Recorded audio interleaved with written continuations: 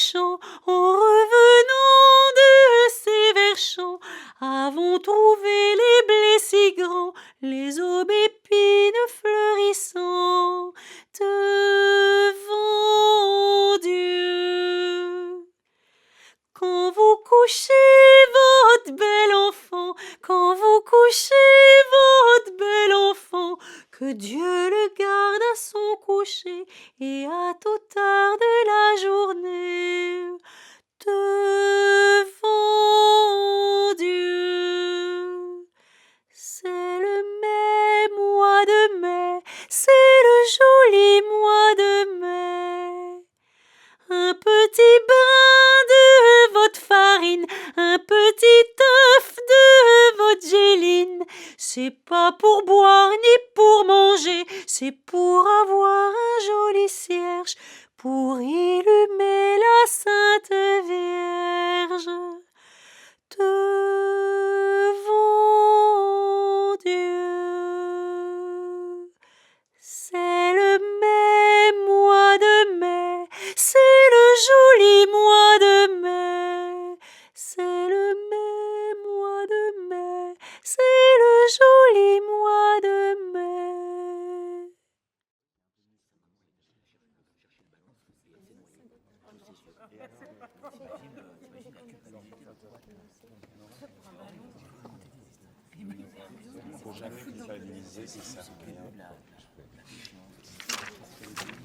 Faut jamais quoi? Culpabiliser. T'as l'air folle. Oh ben ça va pas dire. Non, j'adore. Scène première. Don Gilles, le maître drapier, cavalier. La boutique d'un tailleur drapier à Cadix. Le comptoir et les rayons sont recouverts et débordent d'étoffes rouges de toutes nuances, empilées et déployées. Par la porte, on voit un atelier de brodeuse. La pièce est remplie d'employés affairés, de valets venant chercher des paquets, de cavaliers causant et venant faire des commandes. L'un d'eux fait de l'escrime contre le mur avec l'aune du drapier, un autre croque des olives, un troisième se fait couler dans la gorge l'eau d'une jarre. Un cavalier fort gros est au milieu de la pièce en manche de chemise pendant qu'un employé lui prend mesure. Le commis prenant mesure de la bedaine. 35. Les pavillons sont-ils prêts? Et il y en a 2 d'achevés, vous pouvez les prendre. Quel travail. Les autres seront prêts dans 8 jours. Les brodeuses sont dessus en ce moment. La Flandre vous a profité, Don Gilles. La traversée du Panama vous fera fondre. Ah, il faut de la place dans mon ventre que j'y mette toute l'Amérique. Que fait le vent aujourd'hui? Toujours le même depuis ce siècle et demi que nous sommes ici, en pâture aux usuriers. Neptune, sans relâche, d'un inépuisable poumon, soufflant sur ce petit bassin où l'Europe se lave les pieds et poussant son peuple à flots pressés à travers le guichet d'Hercule.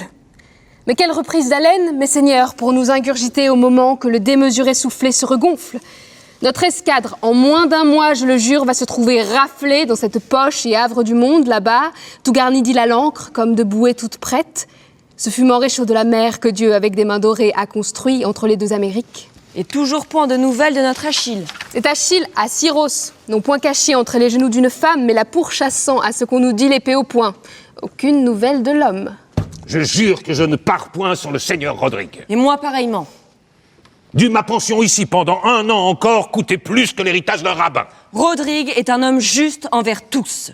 Qui a les yeux ouverts quand il faut. Et fermé quand il est nécessaire. Il connaît le soldat, messieurs. Il suffit, c'est mon ami personnel.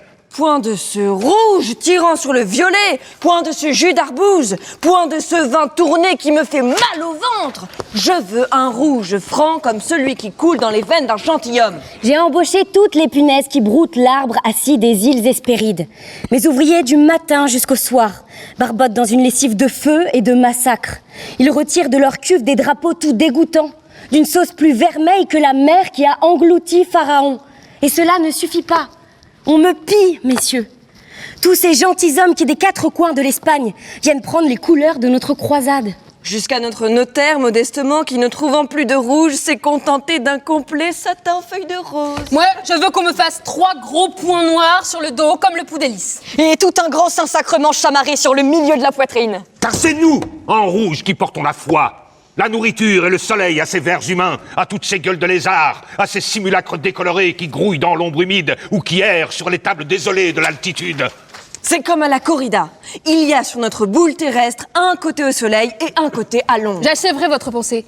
Une partie réelle et une qui ne réussit pas à l'être tout à fait. Oui, c'est bien là l'idée que je rapporte de mes expéditions. Écoutez-les, tous ces anciens ramoitis. L'or qu'on trouve là-bas est vrai. Je n'en suis pas sûre. Celui qui était dans ma poche a fondu vite. Ce ne sont pas des ombres d'âme que nous allons sauver.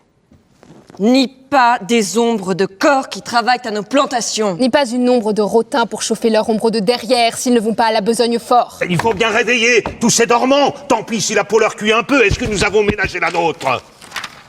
La vie vaut tout de même mieux que les limbes. Voici que nous avons passé la mer, cette terre qui n'avait pas le droit d'être privée de nous. Nous lui avons ouvert les portes du matin. Il nous a fallu tous les siècles depuis la création du monde pour parvenir jusqu'à eux par des chemins garnis de braises ardentes et de vers cassés. C'est bien leur tour de souffrir un petit peu. Attention, on arrive! En rouge! C'est la couleur de notre Seigneur sur la croix! Il y a des gens à qui nous allons porter la croix de toutes les façons. Mais ne l'avons-nous pas sur notre dos nous-mêmes, pauvres aventuriers, solidement fixés avec une sangle de cuir parmi le reste du fourniment? En rouge! En rouge! Nous ne partirons qu'en rouge! C'est un vœu que nous avons fait entre les mains de Père Lopez! En rouge! Sous le commandement de Monsieur Don Rodrigue! Nous attendrons ce qu'il faut. Il y a encore 5 mois avant celui du précieux sang.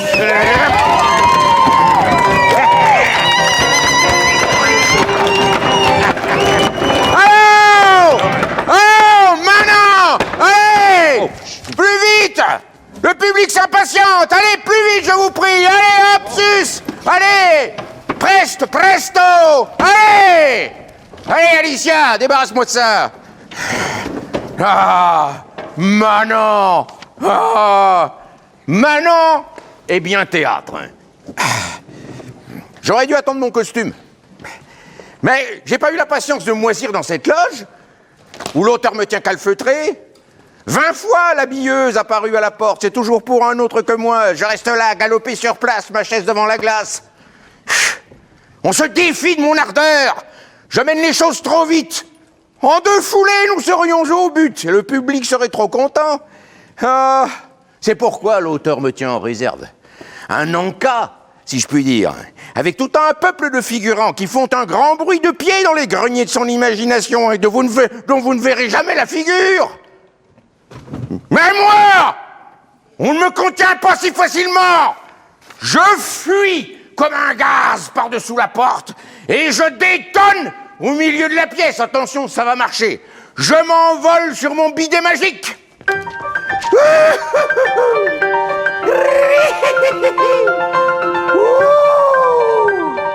Le bidiclette. Nous ne sommes plus à Cadix.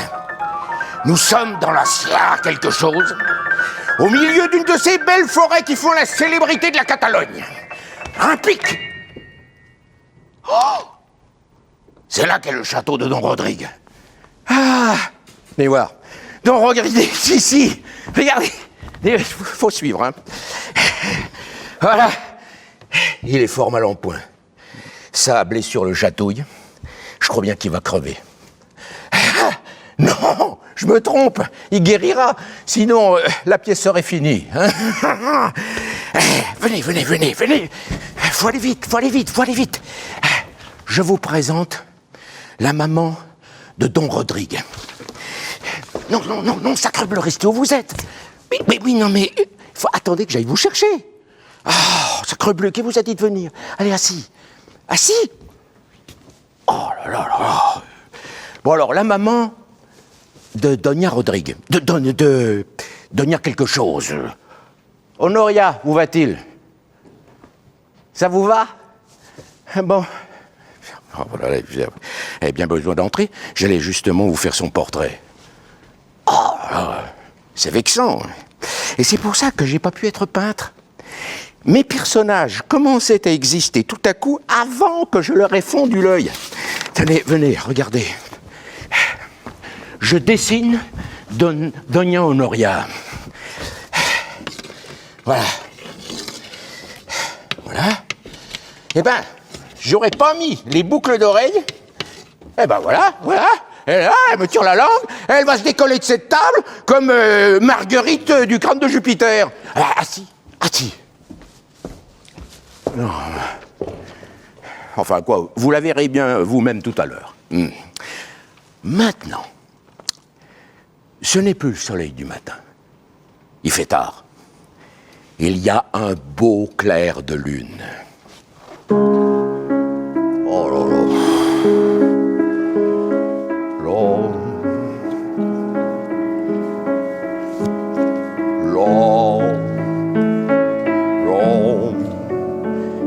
Attention. Hello! Les intriers, y a quelqu'un? Envoyez le tulle! Oh, voilà! Oh là là, ce que c'est beau! La, c'est terrible ce que c'est beau! Allez, descendez les bandes d'air! La lumière! Allez, la résistance! La herse sur résistance! Le projecteur d'avant-scène côté jardin! Eh ben voilà! Voilà l'atmosphère que nous avons voulu, et je vous demande la permission de vous amener Donia Prouez. Quel nom! Comme ça lui donne un petit air vraisemblable. Alors, Donia Prouez, voilà. Donia Prouez est arrivée ici dans le costume que vous avez vu il y a quelques jours. Et le temps que vous voudrez, parce que vous savez qu'au théâtre, nous manipulons le temps comme un accordéon, à notre plaisir. Les heures durent, les jours sont escamotés. Rien de plus facile que de faire marcher plusieurs temps à la fois dans toutes les directions. À vrai dire, je crains que madame n'ait succombé à tant d'émotions. C'est pas qu'elle soit précisément dérangée, mais elle a reçu un coup, elle est fixée, et ses idées ne bougent plus. Et est-ce qu'elle a réussi à voir son amant? Pas du tout. Rodrigue est à sa mère qui en prend soin, elle prend soin de tous les deux. Tous deux, séparés par d'épais murs, parcourent en vain pour essayer de se rejoindre les escaliers du délire. Je vais les chercher.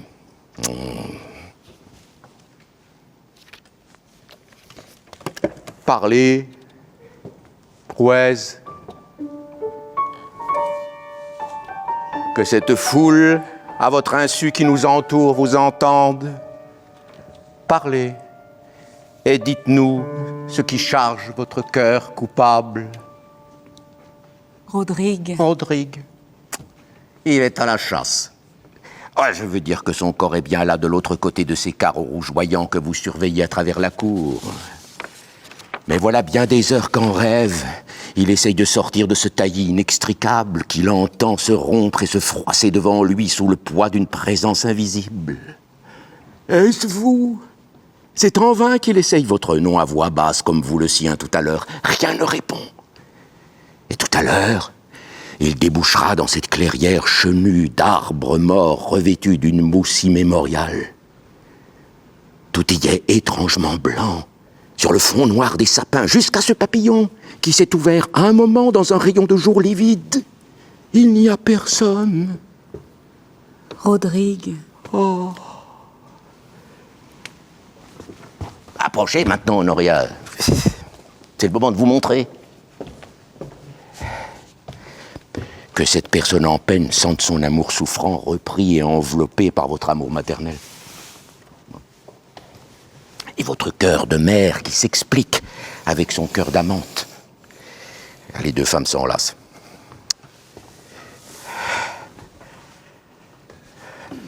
C'est l'heure de l'épreuve. Je n'ai qu'à dresser devant vous le cadre d'une fenêtre. La fenêtre!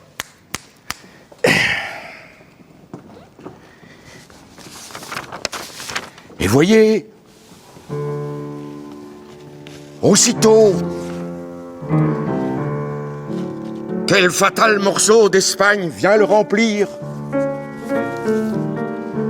Ces montagnes, couvertes d'une rude forêt plus crasseuse que la laine d'un bison, La nuit immense, les ailes de ce grand moulin à notre droite, qui d'un coup, à chaque seconde, interrompt les rayons de la lune. Et là-bas, par les chemins couverts, Dom Pélage, précédé de son valet, monte pesamment vers vous. Tout est en ordre. Venez.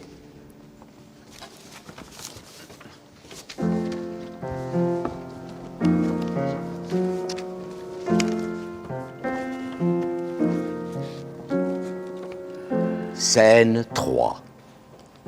Doña Honoria, Dom Pélage, une salle dans le château de X. On a l'impression que l'Angélus de midi vient de sonner.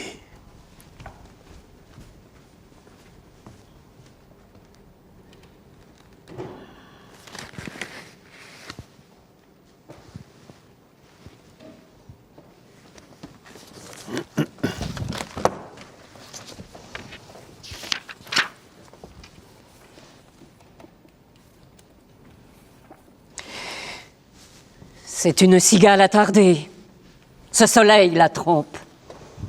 Elle commence avec la foi ardente d'autrefois, mais bientôt, elle s'aperçoit qu'elle est seule. Rien ne répond.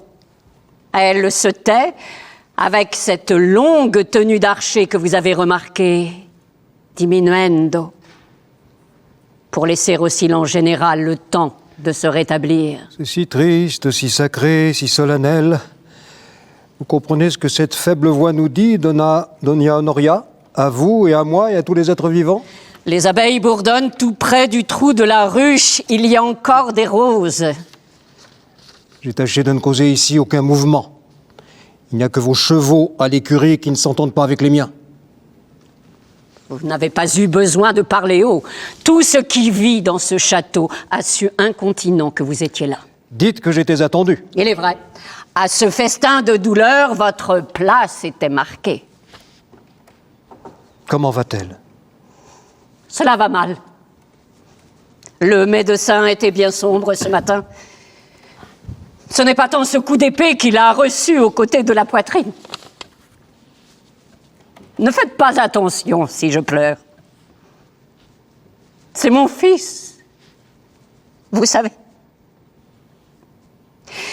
Mais cette espèce d'inflammation affreuse de tout l'intérieur, voici 15 jours qu'il n'a repris connaissance. Cette nuit, tout sera décidé. Mais c'est d'elle que je vous parle. Et comment voulez-vous que nous allions, quand il se meurt? Dois-je comprendre qu'elle vous relève au chevet de ce cavalier? Non. Elle ne l'a pas vu. Elle ne l'a pas demandé. Sa chambre est dans la cour, juste en face des nôtres. Autrefois, on eût mis madame un peu plus bas, une très bonne et forte prison que votre père m'a montrée. Le devoir est que mon fils vive. Est-ce cet amour criminel qui fera son salut? Tant qu'elle est là, il ne peut pas mourir. Peut-être ni guérir. Je ne sais. C'est son nom, non pas le mien, qu'il ne cesse de grommeler dans son rêve. C'est elle qu'il était en route pour rejoindre. Je n'ai nullement été surprise de la voir arriver. Et moi, je n'ai plus qu'à repartir? Peut-être que votre arrivée aussi était nécessaire.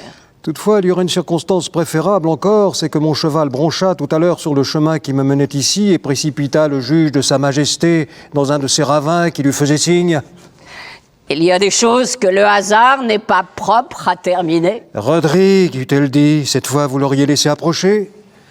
Je la vois qui lui met la main sur le front.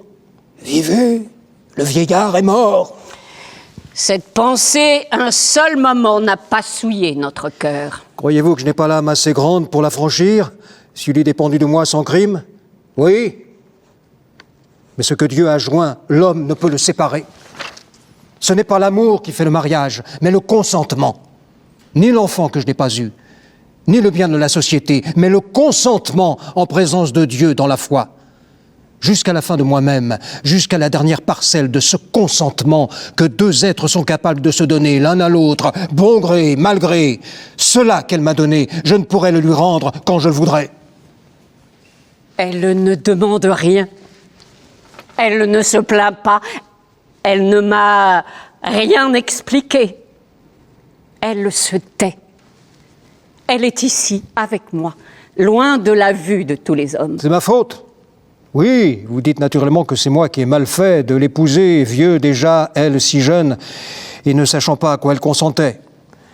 Je ne pense pas à vous. Mais moi, je pense à elle. Et chaque parole que je vous dis, il me semble qu'elle l'entend dans le silence où elle est, l'une après l'autre. Je l'aimais. Quand je l'ai vue, j'ai été comme inondé de soleil. Toute mon âme, en peu de temps, est sortie du brouillard à sa rencontre, comme un palais qu'on ne soupçonnait pas. Et pourquoi n'aurais-je pas attendu que mon palais fût terminé pour que l'amour y entre? J'étais plein d'œuvres et de dessins. Tout cela l'attendait. Où aurait-elle trouvé une telle demeure pour l'accueillir? Le fronton était mis sur la colonne. Si beau que soit le toit d'un autre, on aime mieux celui qu'on a aidé soi-même à faire. Il y a du sens dans ce que vous dites. Mais ne savais-je pas mieux qu'elle ce qui la rendrait heureuse? Étais-je un ignorant de cette vie qu'elle ne connaissait pas? Qui connaît le mieux une plante? Elle-même qui a poussé au hasard ou le jardinier qui saura la mettre où il faut? Je la voyais si jeune en ce Madrid étranger, sans mère, un père chimérique, au milieu des croqueurs de dot. Pour l'épouser, est-ce l'amour ou l'intelligence qui me faisait faute? Et de plus, j'ai prié, j'ai reçu conseil. Vous savez que dès mon enfance, je me suis mis sous la protection de la Mère de Dieu, lui livrant les clés de mon âme et de ma maison. C'est elle qui m'a instruit, en toute chose, de chercher la paix. Et moi, c'est cette paix que je voulais lui donner à cette jeune créature qui semblait faite pour elle, si seulement elle avait voulu lui ouvrir ses pétales. L'entraîner un peu avec moi sous cette surface grossière et brutale et meurtrissante des choses, qui n'est pas la vérité. Qu'importe qu'elle m'aime. Ce que j'avais dans le cœur, il n'était pas de ma dignité de le lui dire. C'est ce monde de la sagesse de Dieu à ma place qui parlerait pour moi. Qu'importe qu'elle m'aime si je réussis à lui faire du bien, si je réussis à apprendre à un seul être ce que je sais et à remplir un seul cœur de joie et de connaissance. Cela aboutit à cette créature éperdue qui se sauve de sa prison à quatre pattes comme une bête à travers le fossé et les broussailles. Pourquoi fut-elle ainsi? N'était-ce pas le paradis où je l'avais mise au milieu de choses excellentes? Le paradis n'est pas fait pour les pécheurs. Le fait est que le seul temps que je l'ai vue franchement sourire, ce sont ces durs mois d'Afrique qu'elle a passés avec moi. Vous ne lui avez pas donné des enfants. Dieu me les a refusés. Du moins ne pouviez-vous pas lui refuser la souffrance. La mienne ne suffisait-elle pas? Vous n'êtes pas dans sa peau. Il fallait que quelque chose lui ouvrît son âme et ce corps dans quoi nous étouffons. Vous me disiez que vous vouliez lui enseigner à entendre. Mais comment faire pour entendre sous cette enveloppe qui chaque jour durcit et s'épaissit? Cette forêt qui m'entoure. Il n'y a que maintenant que j'ai commencé à l'entendre. Depuis que je veille cet enfant qui meurt. Une branche qui tombe. Cette cloche de l'autre côté de la montagne que le vent nous apporte une fois par an. Cet oiseau qui s'envole soudain. Comme ils retentissent longuement dans mon cœur. Et moi, cette pensée que je forme en ce moment, croyez-vous qu'elle l'entende? Oui. Je sais que pour la première fois, votre âme a réussi à passer jusqu'à la sienne. Quelle pensée peut-elle avoir autre que cette fenêtre en face d'elle qu'elle regarde? Vous n'êtes pas absent. Elle reste votre captive. Et c'est moi qui fais mourir celui qu'elle aime? C'est vous qui liez les mains de sa prière. C'est vous qui la retranché de Dieu et qui lui bouchez la bouche et qui l'enfermez comme une damnée dans une prison d'impuissance et de désespoir. Il était grandement temps que j'arrive. Que voulez-vous faire? Ne savez-vous pas que je suis un juge, obligé de donner à tout litige qu'on lui adresse une solution? Oh Seigneur, ne nous faites pas de mal. Sentez-vous que je veuille lui faire du mal? C'est de votre bien que j'ai peur. Croyez-moi, le meilleur ami du coupable, ce n'est aucun de vos consolateurs, ni ses complices, ni le confesseur lui-même. C'est le juge seul qui a pouvoir de lui apporter quittance et libération. Avec pas d'autre moyen que la mort, la mutilation, l'esclavage, l'exil. De tout cela un peu. Ce n'est pas avec du miel et des caresses qu'on guérit une âme blessée. Mêlés à tous ces moyens, j'en connais de plus forts et de plus subtils. Ce sont ceux-là que vous êtes venus nous apporter. Ne suis-je pas son mari? N'ai-je point de mission de l'assister? L'abandonnerai-je dans son agonie? Je sais ce qui convient à cette âme généreuse. Tout ce que vous disiez tout à l'heure, je voulais vous le faire dire, et je l'ai bien compris. Ce ne sont point des fleurs et des fruits qu'elle attendait de moi. C'est un fardeau. Que lui apportez-vous? À la place d'une tentation, une tentation plus grande. Menez-moi à sa chambre. Menez-moi à sa chambre.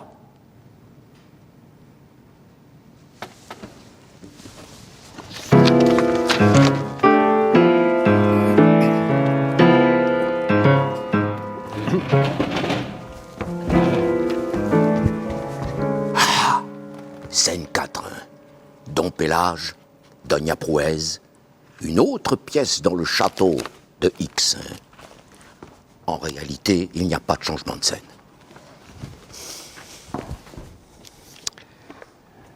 Quoi de plus naturel? Ce malentendu lamentable, cette attaque stupide de l'auberge où mon pauvre Balthazar, ou vos défendants, car il croyait vous défendre, a trouvé le trépas. Je vous loue de vous être échappé. Appelons providentiel également la rencontre de ces secourables cavaliers qui vous ont permis de fuir jusqu'à cette sûre demeure, où, sous l'aile de notre respectée parente, Doña Honoria, oui, elle est un peu notre alliée, par les anciens souverains de Léon d'où je descends. Vous vous en êtes souvenu à propos. Je vous attendais. Il y a cela.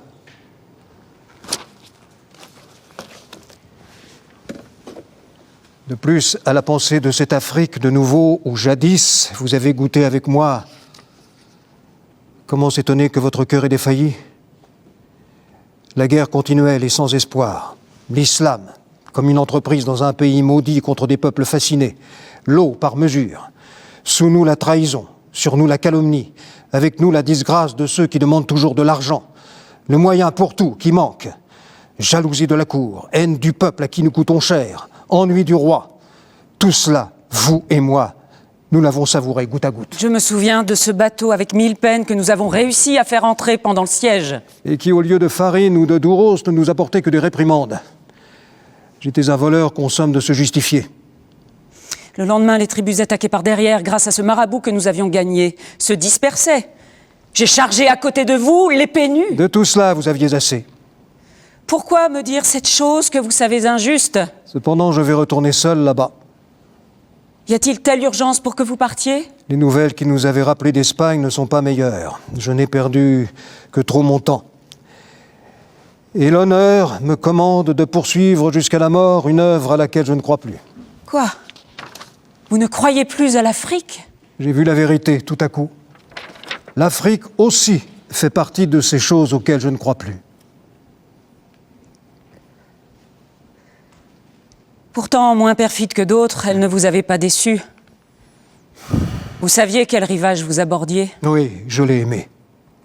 J'ai désiré sa face sans espoir. C'est pour elle, dès que le roi l'a permis, que j'ai quitté mon cheval de juge errant.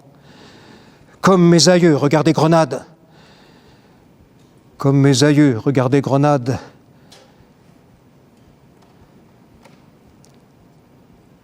Comme mes aïeux regardaient Grenade, c'est ainsi que je regarde les remparts de fer de cette autre Arabie fermée et vide que les légions de Satan essaient de nous interdire. Comme si les damnés seuls étaient capables d'habiter la flamme.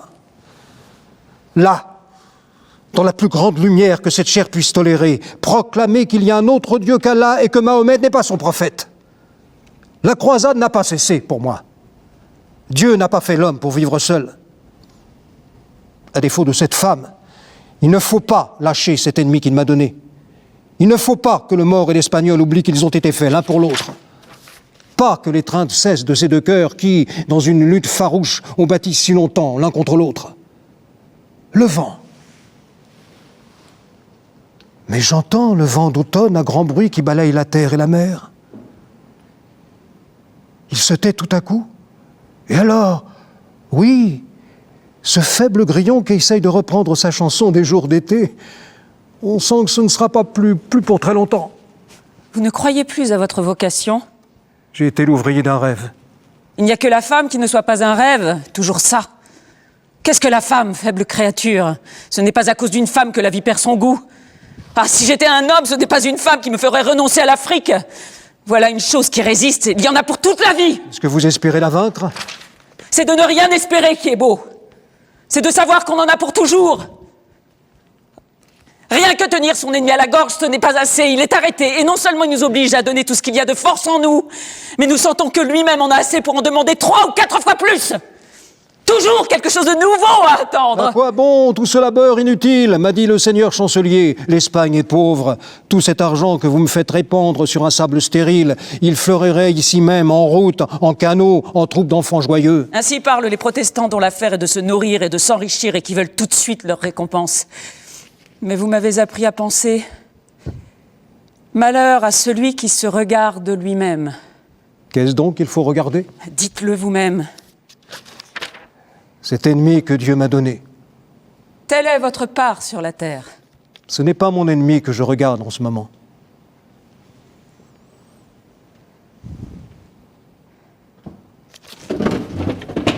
Regardez-moi donc.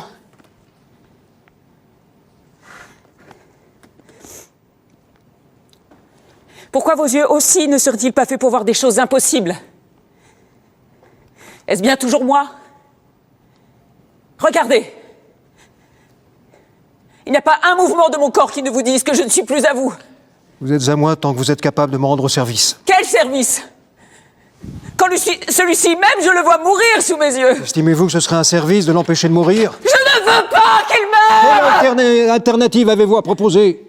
Quel genre de bonheur seriez-vous capable de lui apporter s'il vivait? Je n'apporte qu'une seule parole. Quelle parole? Telle qu'elle l'empêchera d'en entendre désormais tout autre. La mort n'en fera-t-elle pas autant? Mon âme, s'il la possédait, je sais qu'elle l'empêcherait de mourir, car quand est-ce que je cesserai d'avoir besoin de lui? Ton âme, pour qu'il la possède, il faudrait que tu fusses capable de la donner. Mais si je me donne, est-ce autrement que tout entière? Non, pas entière. Non, pas entière. Non, pas entière. Ah, parole trop vraie, dure et véridique parole. Vous ne pouvez donner à un autre ce que vous avez remis une fois pour toutes à Dieu, de qui j'ai reçu mandat en ce qui concerne votre personne. Dieu, une fois pour toutes. Une fois pour toutes. Ce que vous lui remettrez, ce n'est plus vous-même. Ce n'est plus l'enfant de Dieu, ce n'est plus la créature de Dieu. À la place du salut, vous ne pouvez lui donner que le plaisir. Ce n'est plus vous-même. C'est cette chose à la place qui est l'œuvre de vous-même, cette idole de chair vivante. Vous ne lui suffirez pas. Vous ne pouvez lui donner que des choses limitées. Le désir que j'ai de lui ne l'est pas. Vous-même, que lui demandez-vous? Et qu'êtes-vous capable de lui donner en retour? Rien qui puisse lui suffire afin qu'il ne cesse pas de me désirer. C'est le désir des damnés. Un tel désir m'a-t-il été donné pour le mal? Une chose si fondamentale, comment peut-elle être mauvaise? Ce qui ne fait aucun bien ne peut être que mauvais. Il est vrai que je n'ai été faite que pour sa perte? Non, Pouez. Pourquoi ne seriez-vous pas capable de lui faire du bien? Quel bien? Ce qui est bien, c'est cela qui lui fera du bien. Il vaut mieux faire du mal que d'être inutile dans ce jardin où vous m'avez enfermé! C'est vrai. Il n'y a qu'un certain château que je connais où il fait bon d'être enfermé. Quel château? Un château que le roi vous a donné à tenir jusqu'à la mort. C'est cela que je suis venu vous annoncer, Prouez, un devoir à la mesure de votre âme. Il faut plutôt mourir que d'en rendre les clés. Mourir, dites-vous, Seigneur? Je savais avec ce mot que je trouverais l'oreille de votre cœur. Mais vivre sera plus dur. C'est à moi que le roi donne ce château? C'est moi qui vous le donne en son nom. Quel est-il? C'est Mogador en Afrique. Cette place que Don Camille a conquise et qu'il tient actuellement. Oui, je me méfie de cet officier. Vous aurez à prendre sa place et le ferez votre lieutenant. Vous ne viendrez pas avec moi? Je ne puis. Il me faut garder les places du Nord. Que me donnerez-vous pour m'aider dans la tâche? Pas un homme et pas un sou. Savez-vous ces choses que Don Camille m'a dites et que j'ai écoutées la veille de son départ? Je puis les imaginer. Combien de temps devrais-je garder votre château? Tout le temps qu'il faudra. Avez-vous une telle confiance en moi? Oui. Je suis une femme. C'est moi qui devrais garder cette place perdue entre la mer et le sable. Et cela aux côtés d'un traître qui n'a désir que de vous outrager. Je n'ai personne d'autre. Je ne puis accepter cette tâche. Je sais que vous l'avez déjà acceptée. Laissez-moi le temps de réfléchir. Les chevaux sont prêts, debout. Allez mettre un autre costume.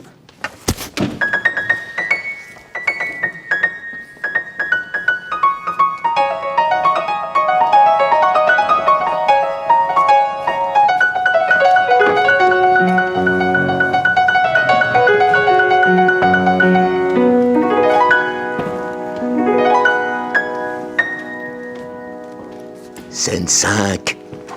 Le vice-roi, 2 seigneurs, un archéologue, le chapelain, la campagne romaine. Sur la voie appienne, un groupe de gentilshommes, parmi lesquels le vice-roi de Naples. Ils sont assis sur les débris dispersés d'un temple dont seul restent debout quelques colonnes. On distingue, parmi l'herbe haute, des bas-reliefs et des inscriptions. C'est le coucher du soleil. Tout l'air est rempli d'une lumière dorée. Dans le lointain, on voit la basilique de Saint-Pierre qui est en construction, tout entourée d'échafaudages. Chevaux et bagages, ça et là, entre les mains des valets. Cependant, monsieur le chancelier de France, avec sa troupe, s'en revient tout petit patapon le long de la voie nomontane. Ayant fait juste vers le nord la longueur du chemin que nous-mêmes avons mesuré vers le sud. Je lui ai dit de penser à nous la dernière fois qu'il verrait Saint-Pierre. Nos regards y rejoindront les siens. Il n'a pas besoin de Saint-Pierre pour se souvenir toujours de votre Altesse. Pensez-vous que j'ai eu le meilleur sur lui?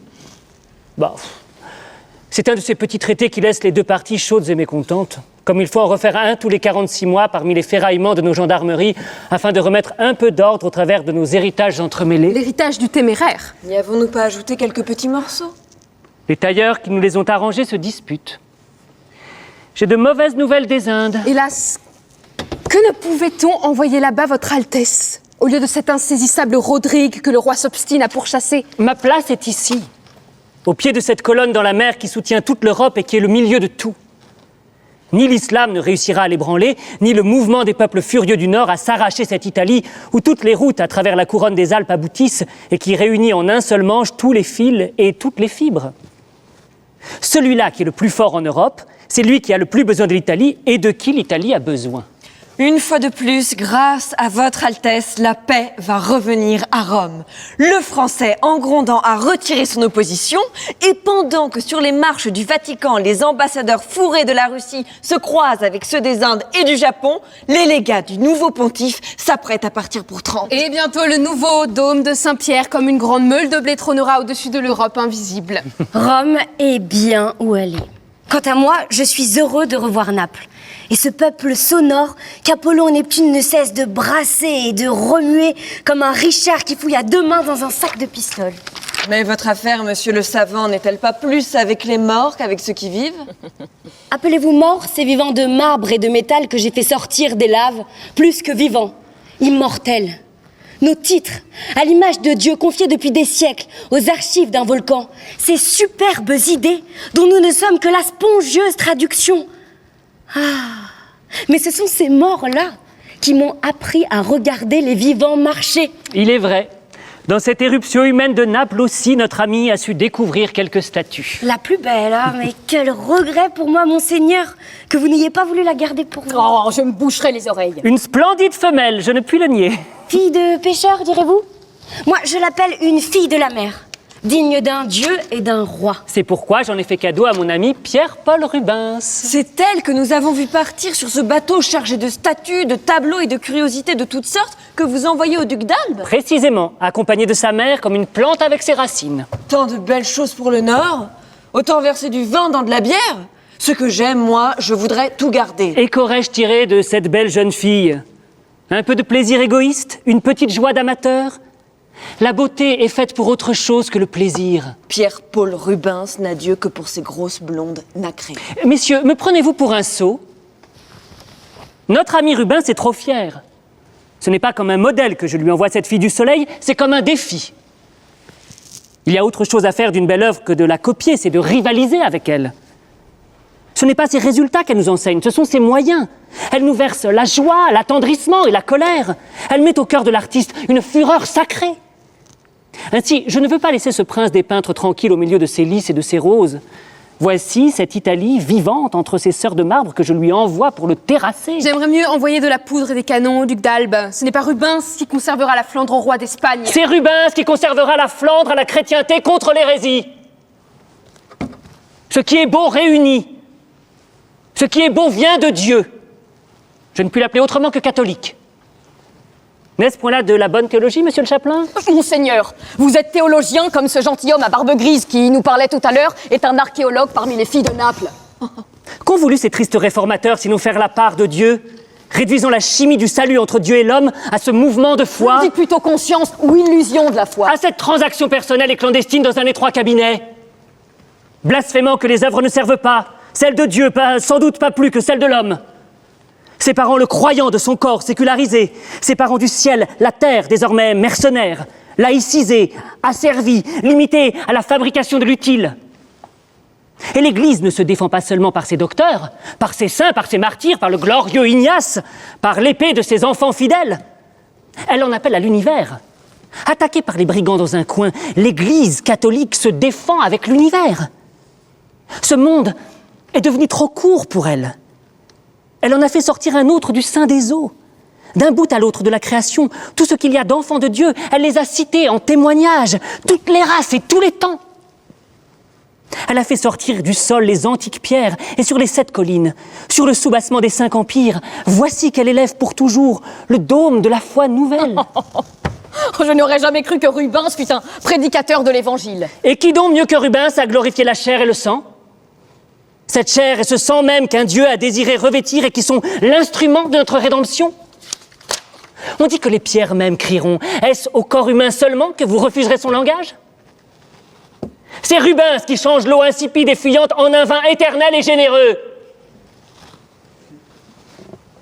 Est-ce que toute cette beauté sera inutile? Venue de Dieu, est-ce qu'elle n'est pas faite pour y revenir? Il faut le poète et le peintre pour l'offrir à Dieu, pour réunir un mot à l'autre mot et de tout ensemble faire action de grâce et reconnaissance et prière soustraite au temps. Comme le sens a besoin de mots, ainsi les mots ont besoin de notre voix. C'est avec son œuvre tout entière que nous prierons Dieu.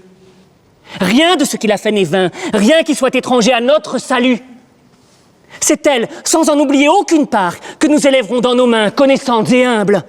Car le protestant prie seul, mais le catholique prie dans la communion de l'Église. Es-tu convaincu, hérétique? J'entends les cloches de Rome qui m'empêchent de répondre, et parmi elles celle de mon couvent de Sainte Sabine qui me dit adieu et alléluia.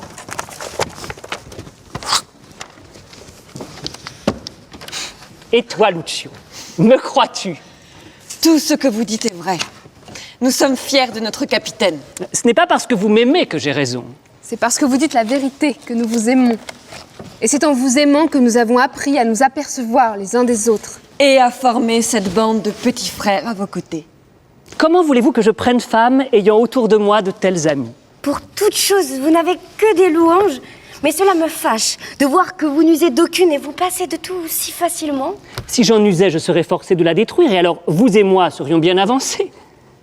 Je ne suis pas fait pour détruire. Tout ce que je touche, je voudrais le rendre immortel, un trésor inépuisable. Mais venez, je n'ai besoin que de vous. La joie de ces yeux d'homme qui me disent qu'ils sont contents que j'existe. À cheval, il nous faut faire l'étape avant la nuit.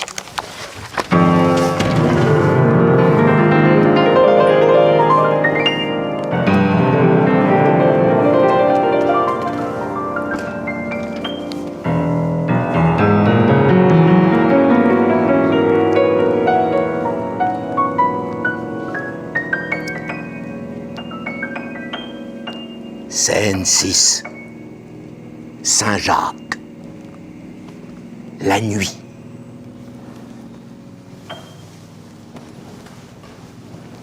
La scène est occupée dans toute sa hauteur par une figure gigantesque et toute parsemée de feux de Saint-Jacques avec des coquilles de pèlerins et le bâton diagonal. On sait que le nom de Saint-Jacques a été parfois donné à la constellation d'Orion qui visite tour à tour l'un et l'autre hémisphère. Pèlerin de l'Occident, longtemps la mer plus profonde que mon bâton m'a arrêté sur ce donjon à 4 pans de terre massive. Sur cette rose atlantique qui, à l'extrémité du continent primitif, ferme le vase intérieur de l'Europe et chaque soir, suprême Vestale se baigne dans le sang du soleil immolé. Et c'est là, sur ce môle à demi englouti, que j'ai dormi 14 siècles avec le Christ. Jusqu'au jour où je me suis remis en marche au-devant de la caravelle de colons. C'est moi qui le tirais avec un fil de lumière pendant qu'un vent mystérieux soufflait jour et nuit dans ses voiles. Jusqu'à ce que dans le flot noir, il vit les longues tresses rubigineuses de ces nymphes cachées que le matelot appelle raisins des tropiques. Et maintenant, au ciel, sans jamais sortir de l'Espagne, je monte ma garde circulaire. Soit que le pâtre sur le plateau de Castille me vérifie dans la Bible de la nuit entre la Vierge et le dragon, soit que la vigie me retrouve derrière Ténérife, déjà enfoncé dans la mer jusqu'aux épaules.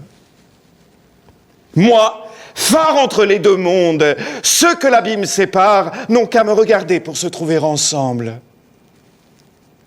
Je tiens trop de place dans le ciel pour qu'aucun œil puisse se méprendre. Et cependant, aussi nul que le cœur qui bat, que la pensée dans les ténèbres qui reparaît et disparaît.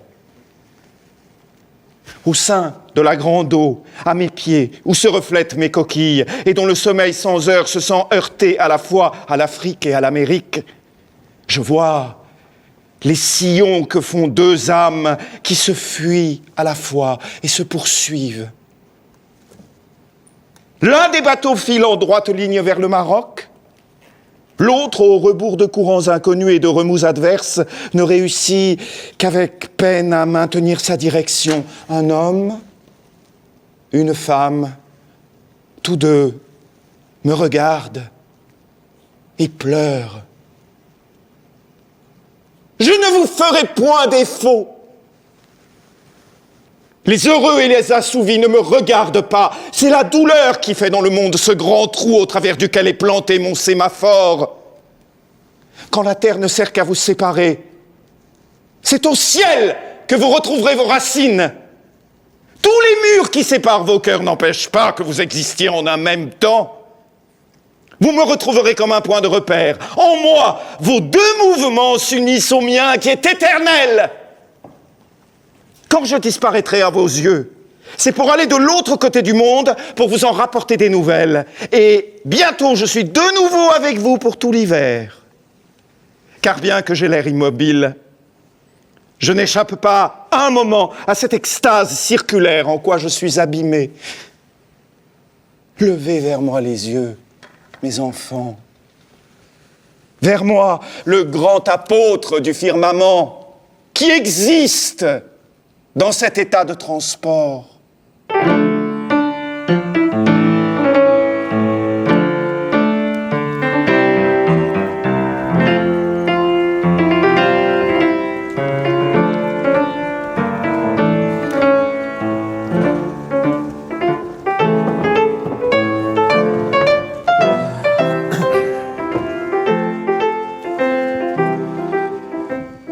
Scène 7.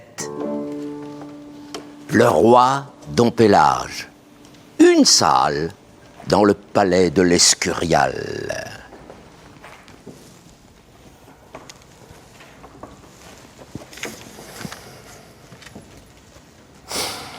Seigneur, votre proposition que vous m'avez faite à grand-peine accepter a cessé de me plaire. Je ne puis laisser ainsi une femme à la tête d'une bande de brigands sur ce château à moitié submergé entre le sable et la mer, entre la trahison et l'islam. L'alternative est d'envoyer des troupes et de l'argent. Je n'ai point de troupes et d'argent pour l'Afrique. Alors que votre majesté se résigne à perdre Mogador. J'aime mieux perdre Mogador que l'âme d'une de mes filles. Vive Dieu, l'âme de Donia Prouès ne sera pas perdue. Elle est en sûreté. À jamais, l'âme de Donia Prouès ne sera pas perdue. Qu'est-ce que Mogador, après tout? Une grande chose pour moi.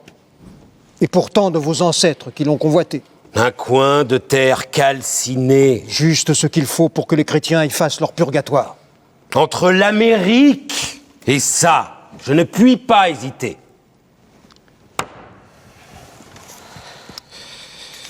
Vous avez vu Don Rodrigue? Je l'ai vu. Prêt enfin à partir pour l'Amérique?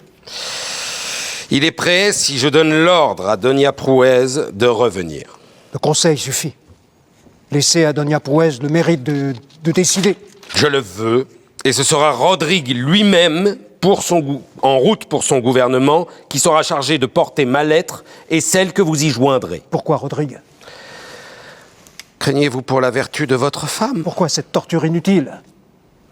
Pourquoi inutile? Pourquoi essayerais-je de la lui épargner? Je veux qu'il revoie le visage de la femme qu'il aime une fois encore en cette vie, qu'il la regarde et qu'il s'en saoule et qu'il l'emporte avec lui, qu'il se regarde une bonne fois face à face, qu'il sache, qu'il la sache, qu'il l'aime et qu'il l'est à sa seule volonté et qu'il s'en sépare par sa propre et pure volonté. Pour toujours, et ne plus la revoir jamais. Si vous le plongez en enfer, ne craignez-vous pas qu'il y reste? Tant pis, lui-même l'a voulu. Je ne vois aucun moyen de l'épargner. Je veux lui fourrer d'un seul coup dans le cœur tant de combustible qu'il en est pour toute la vie. Au-dessus de ce monde là-bas qui est en proie à l'autre, d'un monde à l'état de bouillonnement et de chaos, au milieu de cet énorme tas de matière toute croulante et incertaine, il me faut une âme absolument incapable d'être étouffée. Il me faut un tel feu qu'il consume en un instant toutes les tentations comme de la paille, nettoyé pour toujours de la culpabilité et de la luxure. Je me plais à ce cœur qui brûle, à cet esprit dévorant, à ce grief éternel qui ne laisse à l'esprit point de repos. Oui, s'il n'y avait pas eu cet amour, il m'aurait fallu y suppléer moi-même par quelque grande injustice. Un autre que moi pourrait vous dire, mais quoi, s'il succombe? S'il succombait bien. Décidément, ce n'était pas l'homme qu'il me fallait, et j'en trouverais un autre. Pour tant de travail et de souffrance, quelle sera la récompense que vous lui réservez? Mon fils, ce sera la seule qu'il attende et qui soit digne de lui. L'ingratitude. Que Rodrigue parte donc, et comme votre majesté m'y invite, j'oserai joindre ma lettre à la sienne. Pardonnez-moi cette épreuve à laquelle je suis forcé de mettre Donia Prouez. Sire, je ne crains rien pour elle. Du moins, vous allez revoir votre épouse. Je ne reverrai plus Donia Prouez en cette vie. Quoi? Pensez-vous qu'elle n'obéisse pas à ce conseil que nous-mêmes et vous, avec moi, lui donnons et que Rodrigue lui porte? Oui, je le pense. Cet exil a-t-il pour elle tant de charme? Un exil, du moins, qui l'éloigne de moi. Mais Rodrigue s'en va de son côté. Tant pis. Elle a trouvé son destin et son destin l'a trouvé. Qui l'a une fois connu ne s'en sépare pas aisément. Cette adjonction à notre vœu secret des ailes de la destinée.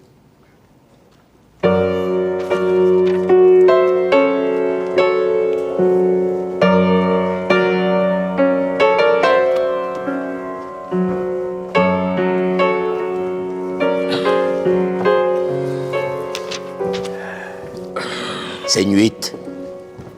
Don Rodrigue, le capitaine. La nuit. Le bateau de Don Rodrigue immobile en pleine mer. Encalminé. L'un de ses mâts est coupé par le milieu. Il vaut mieux conduire dans le sable un char attelé de vaches déferrées. Il vaut mieux pousser un troupeau d'ânes à travers les éboulements d'une montagne démolie que d'être le passager de cette baille à merde et d'avoir besoin pour avancer la longueur de son ombre de la conspiration des 4 points cardinaux. Faire 10 lieues par jour avec mes propres jambes que de marcher ainsi par zigzag, essais, stratagèmes, inspiration, et de se mettre enfin à cuire sur place tout à coup en attendant le réveil d'un ange assoupi. Monseigneur, on voit que vous n'êtes pas marin. Pour nous autres, le plaisir, ce n'est pas de filer bêtement vent arrière, c'est de lutter au plus fin contre les souffles adverses par le moyen de cette voile auxiliaire du gouvernail, jusqu'à ce que finalement, ils nous mènent, malgré eux, où nous voulons. C'est pour cela qu'on dit de notre père Ulysse qu'il était le plus rusé des mortels. Vous appelez ça fin de sempiternellement offrir un bord puis l'autre bord? Tout cela pour empocher de temps en temps une espèce de molle flatuosité qui nous fait couvrir de encablures. Et chaque nuit, bâbord, tribord, ce feu rouge pour nous narguer qui marque l'entrée du royaume de Don Camille. De votre ami, Don Camille, à qui vous apportez de si bonnes nouvelles.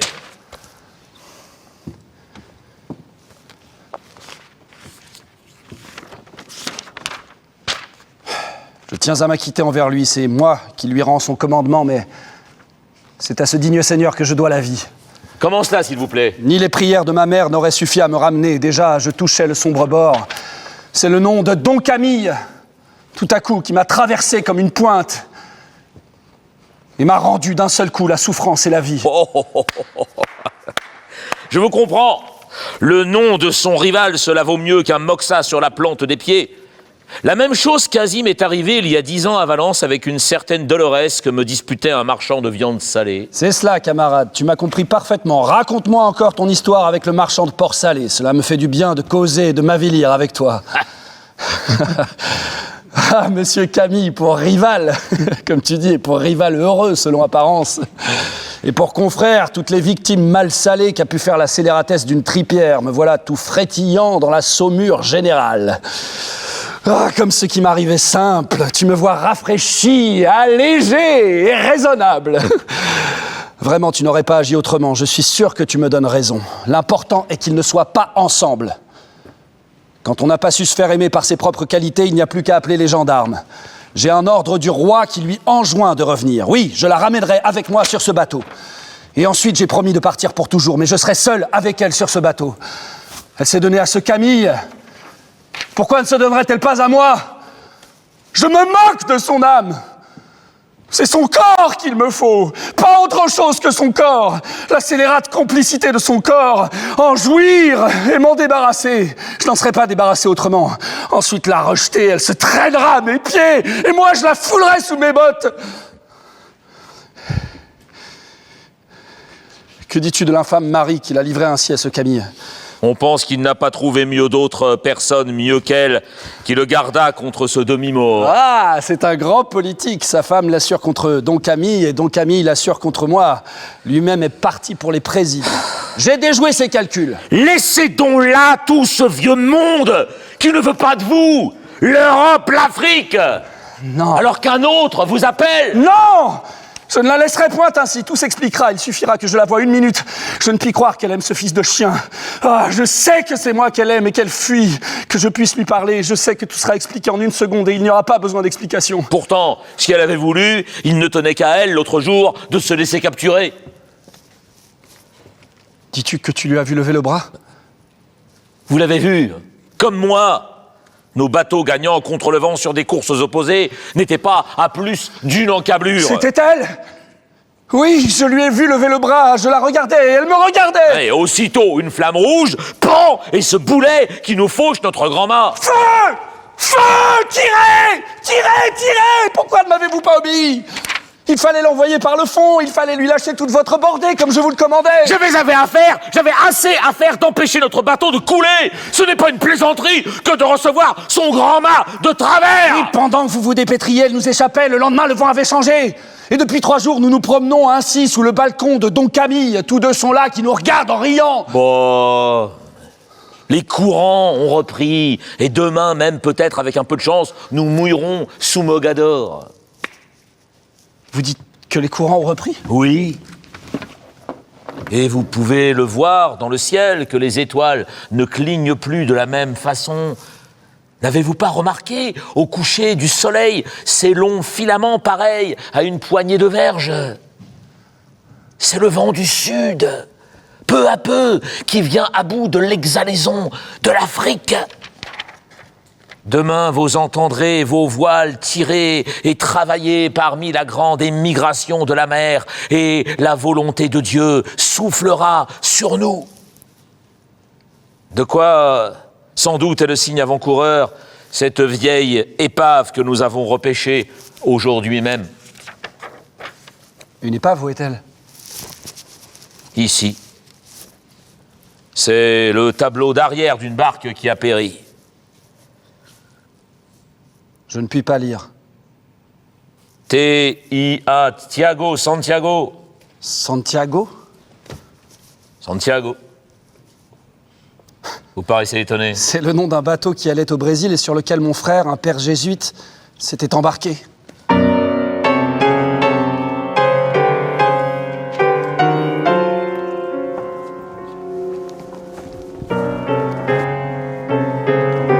Scène 9. Don Camille, Doña Prouez, l'intérieur d'une batterie dans la forteresse de Mogador.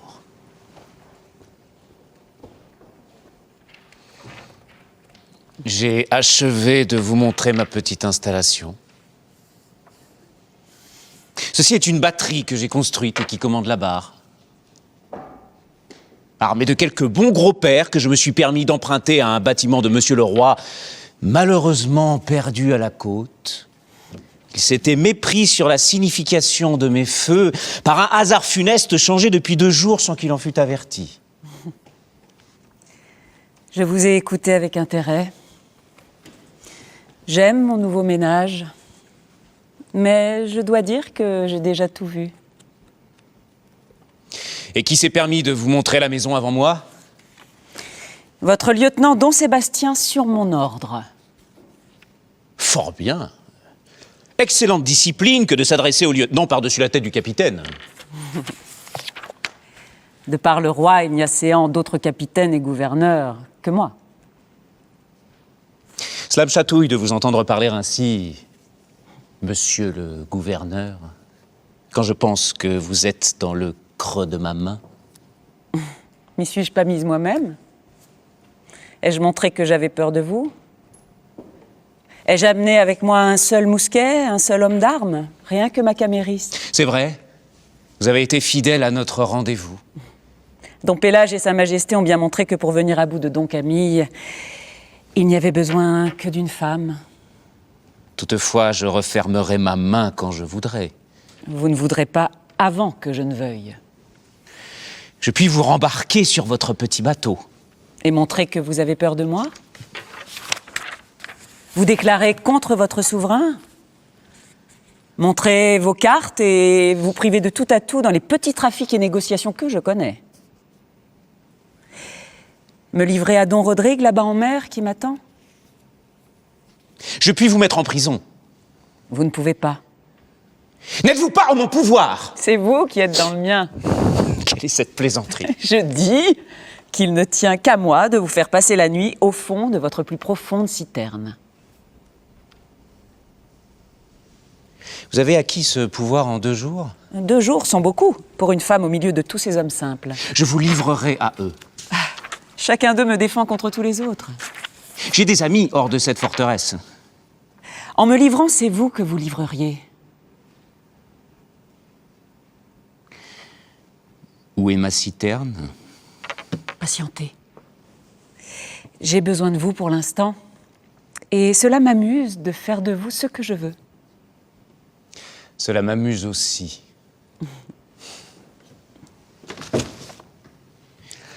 Et pour compléter mon bonheur, je n'ai qu'à regarder le fidèle Rodrigue qui monte sa faction au milieu de la mer.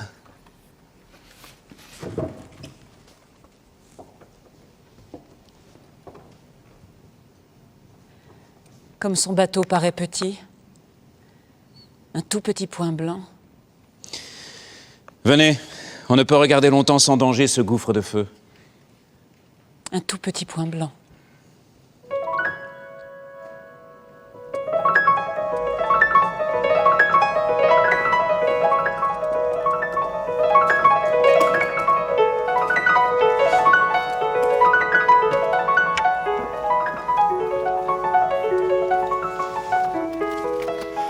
Scène 10. Le vice-roi de Naples, Doña Musique. Une forêt vierge en Sicile.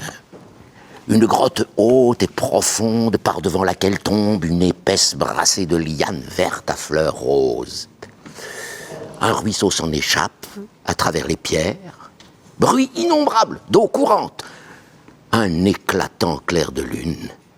À travers les feuilles étincelantes, on devine au loin la mer. Comme ces indications sont impossibles à réaliser, elles seront avantageusement remplacées par Donia Musique, qui en donnera connaissance au public. Donia Musique, qui est censée revenir du ruisseau avec un seau plein. Voilà l'eau. Vous avez mis toute une brassée de bois vert sur le feu, vous allez complètement le tuer. Sans parler de la fumée noire que ça fait, on la verra à 10 lieues par ce clair de lune. Moi, je ne fais jamais qu'un tout petit feu. Vous n'avez pas envie qu'on vous retrouve, je suppose. Il n'y a pas besoin de feu du tout. Mais nous ne pouvons pas rester ainsi tous les deux dans la nuit comme des bêtes. Et vous verrez la tisane que je sais faire avec certaines herbes que je connais et les fleurs de citronnier. C'est de tisane que vous vivez? Moi, je ne manque de rien. Qui donc vous approvisionne? Il y a là-bas, sur cette espèce de pointe dans la mer ou cette espèce de forêt finie, une espèce de toit ou de chapelle à moitié fondue, comme celle dont se servaient jadis les païens, je suppose, avec des colonnes par devant. Et dedans, une vieille statue de pierre sans tête si indécente que j'ose à peine regarder. C'est là que les gens du pays apportent toute espèce de nourriture en matière d'offrande. Vous comprenez, mon petit roi? Il ne faut pas me regarder de cette façon. Des fruits, du pain, des gâteaux, du miel, des œufs et je ne sais quoi encore, jusqu'à des morceaux de chèvre rôtis. Et tout cela, je le prends sans me gêner. Personne ne vous empêche. Ils ont bien trop peur. Aucun d'eux ne voudrait entrer dans cette forêt pour un empire. C'est la bonne femme sans tête qui boustiffe la boustifaille, vous comprenez? Quoi de plus naturel? Ouh, elle a un rude appétit. J'enverrai un missionnaire à ces pauvres gens. Et des gendarmes pour me fourrer en prison? Qu'est-ce que c'est que de pénétrer ainsi sur mes terres sans papier? Et ce n'est pas ma faute! C'est le bateau qui n'a pas voulu avancer! Je vous l'ai déjà raconté, il n'y avait pas un souffle d'air et le bateau est allé tout à coup par le fond comme s'il était arrivé où il voulait. Quelque chose sans doute s'est ouvert, je n'ai eu le temps que de sauter à l'eau, il n'y avait que moi qui savais nager, avec la marmite et ses autres objets utiles.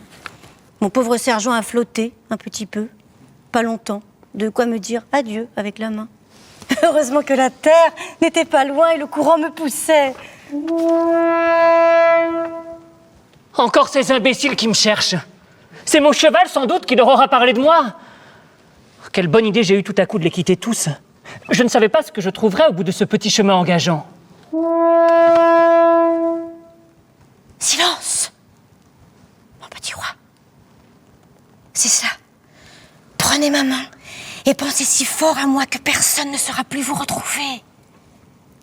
Comment vous permettez-vous de savoir que je suis le roi ou le vice-roi à sa place? N'aviez-vous pas envoyé vos serviteurs pour me chercher? Ce sergent qui était votre sergent, et moi, puisque j'étais arrivée, je n'avais plus qu'à vous attendre. Ici, pourquoi vous étonnez que je vous ai reconnu aussitôt? Tout cela est vrai. Je l'avais oublié. À force de l'avoir oublié, je m'aperçois que je n'ai jamais cessé de le savoir. Avez-vous oublié aussi cette tache sur mon épaule en forme de colombe? Je vous la montrerai une autre fois. À quoi vous deviez me reconnaître? Je n'ai jamais pensé à autre chose. C'est un mensonge que vous dites. Je sens tout ce qui se passe dans votre esprit. Oui, je remue avec lui. Et je sais que mon visage ne fait qu'y paraître un moment comme une vague petite lune au creux d'une mer agitée. Tenez, précisément. Maintenant, à quoi pensez-vous? Feu! Répondez-moi sans réfléchir! Je pense à ce feu qui brûle, à ce ruisseau intarissable qui fuit, se répondant plus loin et encore plus loin avec 3 ou 4 voix à lui-même. Ce ne serait pas difficile de savoir ce qu'il raconte, de mettre des mots sur ce long récit. Ah, que d'amers souvenirs! Où sont-ils, ces amers souvenirs? J'essaie en vain de me les rappeler. C'est comme le ruisseau, je ne sais plus s'ils sont en avant ou en arrière. Et qui donc vous empêche de vous les rappeler, monsieur le roi? Cette petite main dans la mienne. Ce n'est pas vrai, car à l'instant, je sens de nouveau quelqu'un qui plonge et qui s'échappe. Où êtes-vous? Et à quoi pensez-vous? À ce vent qui souffle, à tous ces solliciteurs qui m'assiègent, la justice à rendre contre des femmes qui pleurent, tout le mal que j'ai fait sans le vouloir, ou le voulant à moitié. À quoi encore? À cette expédition qu'on m'a dit de préparer contre les Turcs. À quoi encore? Les Français, les pirates, le pape à Rome, ces galons qu'on n'a jamais pu me trouver pour mon habit de cérémonie, ces mesures de bienfaisance pour la famine en Calabre qui ont si mal tourné, les usuriers à qui j'ai dû emprunter, mes ennemis à Madrid. Et tout cela, est-ce que cela vous fait de la peine à présent? Aucune. Du bruit seulement. Cela vous empêche-t-il de faire attention à autre chose? En effet, il y a autre chose. Quelle chose? autre chose au-dessous par moment que je voudrais entendre. Et quand je vous ordonne de faire silence, qu'est-ce qui arrive? Alors vous entendez. Je ne parle pas du vent, ni de la mer, ni de ce ruisseau qui fuit. Qu'est-ce que vous entendez? Une faible musique. Chante un peu cette musique, mon cœur, pour voir si je la reconnaîtrai. Je ne puis quand je voudrais. Et moi, veux-tu que je chante? J'ai pu sauver ma guitare, mais elle n'a plus de cordes. Il n'y a pas besoin de cordes. Alors regarde-moi un peu pour que je sache à quel endroit je dois prendre. Ah, Vous ai-je fait mal? mon cœur s'arrête. C'est défendu de regarder où tu es. Fais-moi le même mal encore. Quel est ce visage effrayé que je vois dans la lumière de la lune? C'est mon âme qui essaie de se défendre et qui fuit en poussant des cris entrecoupés. Est-ce là tout ce chant où tu te disais prête? Mon chant est celui que je fais naître. Ce n'est pas un chant, c'est une tempête qui prend avec elle et le ciel, et les eaux, et les bois, et toute la terre. De tout cela, est-ce que la musique est absente? Regarde-moi avant que je ne réponde. Je suis absente. La divine musique est en moi. Promets qu'elle ne cessera plus. Que puis-je promettre? Ce n'est pas moi qui chante, ce sont mes oreilles tout à coup qui se sont ouvertes. Et qui sait si demain je ne serais pas redevenu sourd? Il est vrai, pauvre musique. Demain, ce ne sera plus la forêt et le clair de lune. Demain, ce sera ce terrible procès à juger, ce solliciteur à remplir, ces méchants à Madrid qui te calomnient, ces troupes à réunir, cet argent à rendre, cet habit qui ne va pas. Écoute, musique. Je suis en train de comprendre quelque chose, sais-tu? Oui, si je n'étais pas sourd, même ces choses que tu dis, cela serait capable de s'arranger avec cette poussée divine de paroles composées que j'entends un moment et puis un autre moment par intervalle. Non point paroles, mais leur pulpe délicieuse. C'est cet ordre ineffable qui est la vérité. C'est ce flot tout-puissant contre quoi rien ne saurait prévaloir. Et je sais que tous ces grincements affreux, tout ce désordre discordant, c'est ma faute parce que je n'ai point l'oreille docile. Et si j'existe avec toi, quoi? Est-ce que tu seras jamais assez sourd pour ne point mourir? Tu chantais sous une pierre en Espagne et déjà je t'écoutais du fond de mon jardin de Palerme. Oui, c'est toi que j'écoutais et non pas une autre. Pas ce jet d'eau, pas cet oiseau qu'on entend quand il s'étue. Dis-moi cela encore. Ce vaste concert qui te donne tant de joie, dis que c'est tout de même moi qui le commence. C'est moi, au fond de ton cœur, cette note unique, si pure, si touchante. Toi! Dis que tu y seras toujours attentif. Ne mets pas entre toi et moi quelque chose. N'empêche pas que j'existe. Dis plutôt, comment faisais-tu pour exister avant que je ne t'ai connu? Peut-être que tu me connaissais déjà, sans le savoir. Non, je sais que ce n'est pas pour moi que tu existes. Pas plus que cet oiseau que je surprends, le cœur battant dans la nuit. Pour moi et non pas pour moi. Sans toi, l'oiseau serait mort, la tête sous l'aile, dans sa cage. Penses-tu que c'est moi seul qui étais capable de t'entendre et de t'absorber? Sans toi, je n'aurais pas commencé à chanter. Est-ce vrai que j'ai donné le bonheur à quelqu'un? Ce bonheur qui te fait tant aimer, ma voix quand elle te parle, cette joie, oh mon ami, que je suis confuse de te donner. Et crois-tu que la joie soit une chose qu'on donne et qu'on retrouve telle qu'elle? Celle que tu me donnes, c'est sur le visage des autres que tu la verras. À toi seule, musique, mon exigence et ma sévérité. Oui, je ne veux cesser de t'apprendre ta place qui est toute petite. Fais-le fier, comme si tu savais tout. Cette place que j'ai trouvée pour moi, au-dessous de ton cœur, tu la connais? C'est la mienne. Et si tu m'y pouvais découvrir, je ne m'y sentirais pas aussi bien. Tu m'expliqueras cela tout à l'heure. Viens, nous ne sommes pas bien ainsi. Cédons à ce conseil de la nuit et de toute la terre. Viens avec moi sur ce lit profond de roseaux et de fougères que tu as préparé. Si vous essayez de m'embrasser, alors vous n'entendrez plus la musique. Je ne veux que dormir près de toi en te donnant la main. Écoutant la forêt, la mer, l'eau qui fuit et l'autre qui revient toujours. Cette joie sacrée, cette tristesse immense mélangée à ce bonheur ineffable. Plus tard, quand Dieu nous aura unis, d'autres mystères nous sont réservés.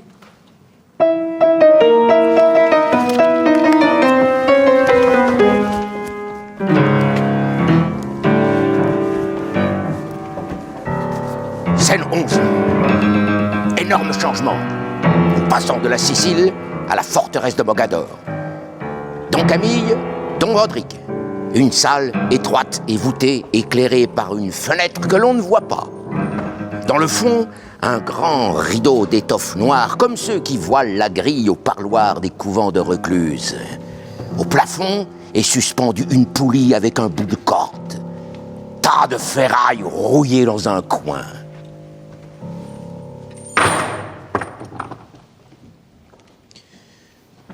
Je dis, qui vous empêche de tirer ce rideau et d'en avoir le cœur net? Don Camille, je suis heureux enfin de vous avoir trouvé. Je vous croyais caché au fond de quelques trous. J'ai cru discret de ne pas me montrer tout d'abord et de vous laisser librement usage de ces lieux. Ordre que toutes les portes s'ouvrent et que nulle présence inutile vous importune. Rien ne s'est montré que cet officier noir à qui vous avez remis votre lettre, je suppose que vous attendez la réponse avec quelque impatience. Vos pas ne rencontraient partout que le silence et le vide. C'est comme dans cette belle histoire persane que vous connaissez, le château du roi de pierre. Rien que parfois cette imperceptible odeur féminine peut-être, le souffle léger d'une robe. Et il a fallu que ce soit ici où vous aboutissiez, précisément où je voulais vous conduire, ce petit cabinet de torture, ce boudoir réservé à de pressants tête-à-tête, ce qu'on appelle une conversation serrée. Derrière ce rideau que vous regardez se tenait le juge, le spectateur inconnu, curieux de surveiller à la fois la victime et le bon fonctionnaire chargé de travailler Icelle. Qu'y a-t-il ? Vous n'êtes pas pressé de me voir ? Je regarde mon ombre sur le mur.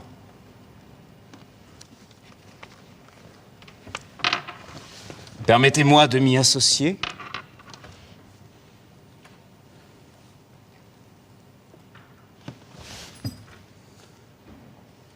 Voyez, nous ne formons plus à nous deux qu'un seul personnage avec plusieurs têtes et 3 bras. Où que vous alliez désormais, vous ne pourrez plus empêcher que mon souvenir ne soit allié à votre réflexion. Vous êtes habitué au mélange. Mon ombre ajoutée à celle d'un chien mort ne fait que d'en accroître la noirceur. Quand votre ombre gentille aura passé, fantôme désormais d'une autre rive, celle du mort habitera encore ce château. Familière d'une autre, couvrant, protégeant de sa noirceur une autre. Oui, elle n'aura qu'à s'écarter quelque peu pour en découvrir une autre. Je me demande pourquoi je ne ferais point de vous une ombre tout à fait. Soit, je n'ai point d'armes. Vous n'avez qu'à me tuer si vous jugez qu'il n'y a pas d'autre moyen de venir à bout de moi. Toutefois, je vous demanderai au préalable de prendre connaissance de ce pli que Madame a bien voulu me charger de vous remettre. C'est elle qui vous l'a remis pour moi ? Elle-même, à moi-même, pour vous-même. Son Excellence était à sa table de toilette. Vous savez que mes hautes fonctions auprès de Son Excellence me donnent accès à tout moment chez Son Excellence. Mon collègue, je veux dire la femme de chambre, s'empressait dans un coin à la guimpe de Son Excellence. J'ai lu vos lettres et c'est à moi qu'on a confié la réponse, requis de vous la remettre sans retard en main propre. Mais ce pli n'est autre que celui-là même que j'avais mission de lui faire tenir. Il me semble qu'au dos, il y a quelque chose d'écrit.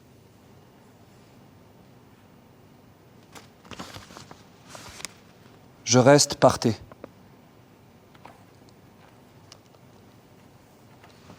Je reste partez. C'est clair. Elle reste et vous n'avez qu'à partir. Veuillez dire à Donia Prouez que je désire l'entretenir sur le champ. Pour me donner ainsi des ordres, il faut que vous me croyiez plus noir de peau que je ne suis. Et ce camarade, tout à l'heure, à la demande d'audience que vous aviez formulée, ne vous a-t-il pas apporté un refus qui est fait pour vous suffire ? Qui sait d'ailleurs, cette pièce n'est pas si écartée que votre voix peut-être n'aille directement aux oreilles de Son Excellence. Désobéira-t-elle à ces ordres que le roi même m'a chargé de lui porter ? Non pas ordre, si j'ai bien lu, conseil. À celui-là même qu'avec le roi, son époux de par Dieu lui donne. Elle choisit de rester ici. Prouez ! M'entendez-vous? Prouesse! Prouesse! M'entendez-vous?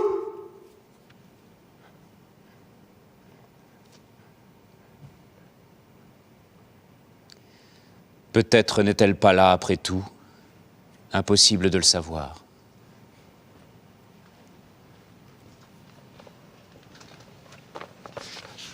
Singulière mission que celle dont vous vous êtes fait charger. Vous ne répondez rien, mais votre ombre sur le mur est là qui me dit qu'elle est de mon avis. Vous l'aimez, et tout ce que vous avez à offrir, c'est cette lettre du Barbon lui offrant de revenir. Comme c'est tentant! Quant à vous, oui, j'ai lu votre lettre aussi, on me l'a donnée avec le reste du paquet. Vous proposez de disparaître pour toujours, eh bien, vous n'avez qu'à commencer sur le champ.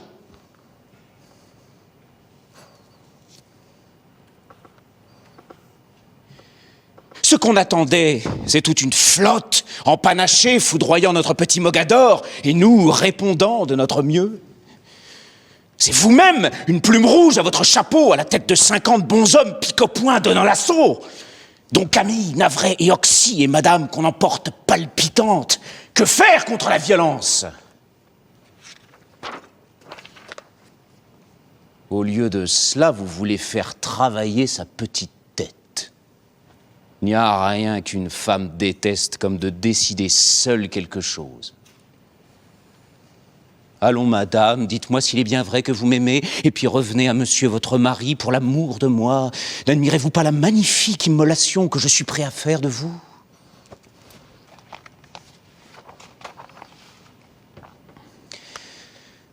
Votre ombre ne bouge pas. Elle est là, affichée sur ce triste mur, où plus d'une fois une autre ombre, plus solitaire encore, s'est balancée doucement au bout d'une corde, à la lueur d'un petit feu de braise qui s'éteint.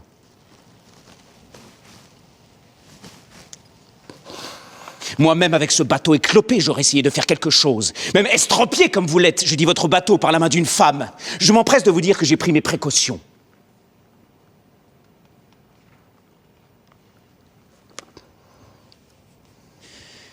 Vous n'en avez pas assez?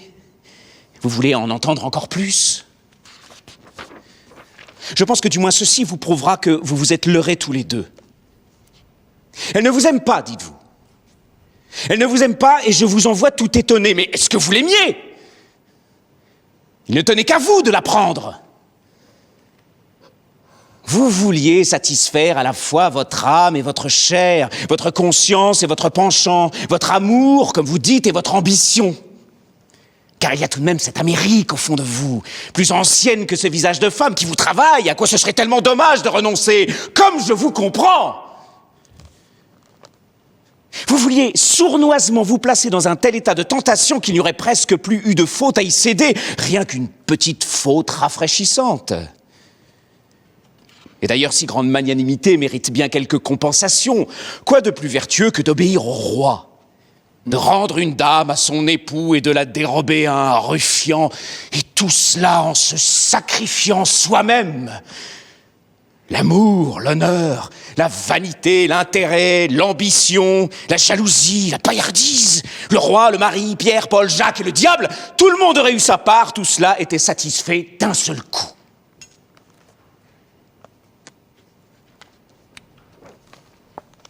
Toutes ces choses, il était bon et salutaire que je les entende. Ai-je dit la vérité?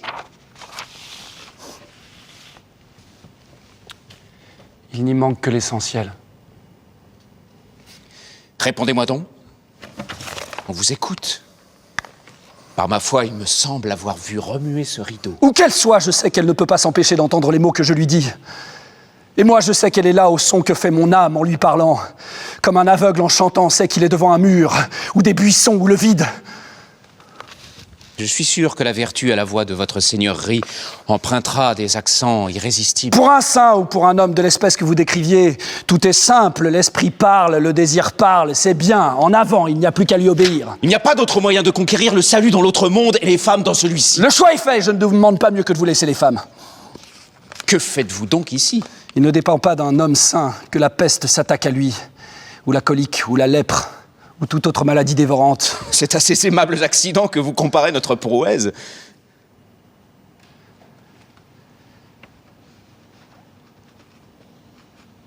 Je n'aime pas vous entendre dire ce nom. Pardonnez-moi, je vous prie. Mon âme est atteinte. On essaye, séant, de la guérir. Elle est comme ce grain de blé que l'épi seul guérit. L'épi, il vous attend dans cet autre monde là-bas, que le roi vous livre. Mais d'abord, j'attendais d'elle une chose qu'elle seule peut me donner. Quelle chose? Comment la connaîtrais-je autrement qu'en la recevant? Cette chose mystérieuse, pourquoi ne pas dire qu'elle ne fait qu'un avec son corps? Il est vrai, comment comprendre? Le bien que désire mon âme est mêlé à ce corps interdit. Parlez, vous n'avez qu'un mot à dire. 2 fois déjà vous l'avez appelée. Je sens qu'elle n'attend que votre 3e appel. Prouesse, viens! Elle est là, vous n'avez que son nom à prononcer. Et elle sera devant vous aussitôt. Bientôt, quand j'aurai pris la mer, c'est alors que je l'appellerai. Ne dites pas que c'est elle qui vous chasse. Est-ce moi qui ai écrit sur la pierre cette grande loi qui nous sépare? L'amour se rit des lois. Cela ne les empêche pas d'exister! Quand je fermerai les yeux, cela ne détruit pas le soleil. L'amour se suffit à lui-même. Et moi, je pense que rien ne suffit à l'amour. Ah, j'ai trouvé une chose si grande. C'est l'amour qui doit me donner les clés du monde et non pas me les retirer. N'est-ce pas une chose risible de vous voir demander à la fois et d'un seul coup l'assouvissement du corps et celui de l'âme? Est-ce ma faute si en moi les deux natures sont rejointes si fortement qu'elles ne font qu'un? Que peut cette pauvre femme? Tout ce que j'avais. Oh. Et le poids est tellement lourd qu'il me semble que c'est le monde entier. Je le lui ai apporté ici. N'a-t-elle rien à me donner en échange? Que peut-elle vous donner en échange? Si je le savais, je ne le lui demanderais pas. Eh bien, il n'y a pas d'autre réponse pour vous que ce refus et cet ordre de partir. Je l'accepte. Moi, je reste.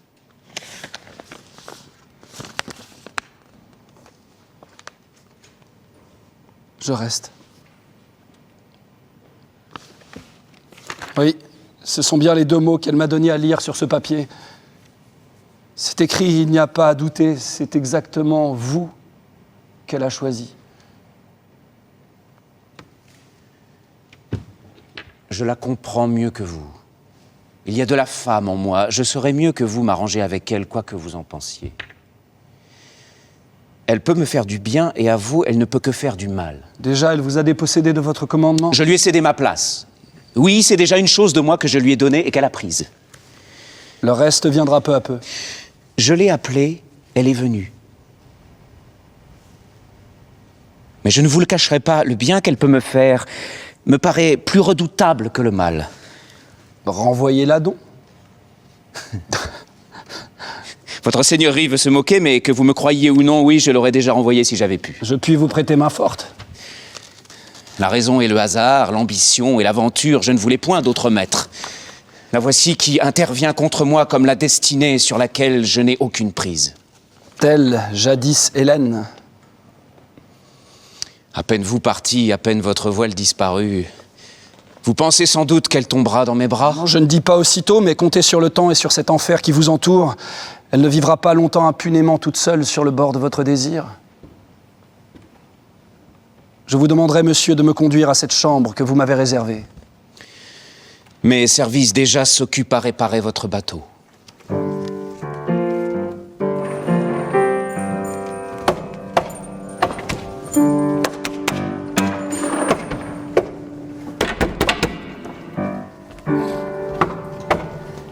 Scène 12. Don Guzman, Ruiz Peralto, Osario, Remedios et une porteuse indienne. Une clairière dans une forêt vierge en Amérique. Au bord d'une rivière encombrée d'îles et de troncs d'arbres. Un campement de bandeirantas parmi des taillis de cannes jaunes à raies vertes. Et vous dites que sur un de ces blocs, vous avez reconnu le dessin de la Grande Croix? Non pas sur l'un seulement, mais sur bien d'autres encore. Une croix aux branches égales, tout entourée de volutes qui ressemblent à des serpents. Ainsi, sur le tombeau de ce peuple mort et dont le nom même a péri, il y a la croix.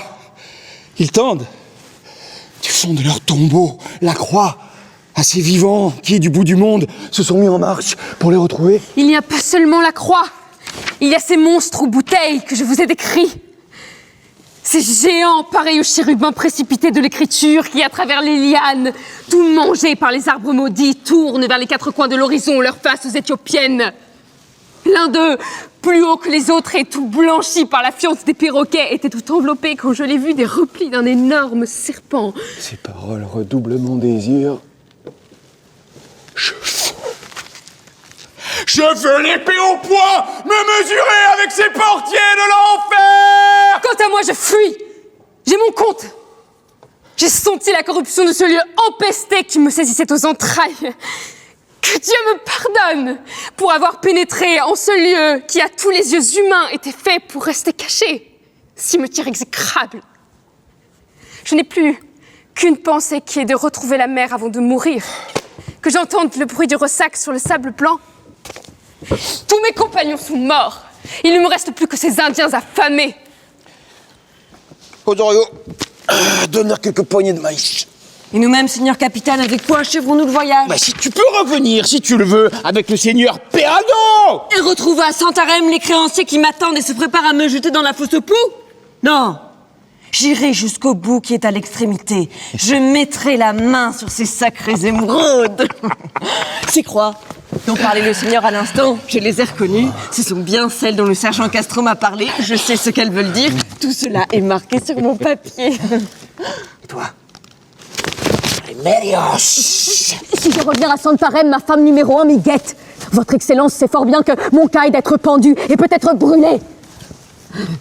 En avant. Par la Sainte Croix! Et vous-même, Seigneur Guzman, ce ne sont pas les émeraudes qui vous attirent en ce lieu détestable, ni le bourreau en arrière qui vous barre la route. Ah, je veux rendre à l'humanité ce peuple 2 fois mort. Je veux élever la croix sur leur tombe. Je veux chasser le diable de son repère empesté. Qu'il n'y ait pas un endroit au monde où il soit sûr. Colomb a découvert les vivants. Et moi, je veux posséder tous ces peuples que la mort a soustraits au roi d'Espagne. Je veux, avec la vraie croix, apaiser les anciens maîtres qui étaient notre conquête. Je veux que cet ancien monde vienne et devienne notre héritage. En avant! Adieu!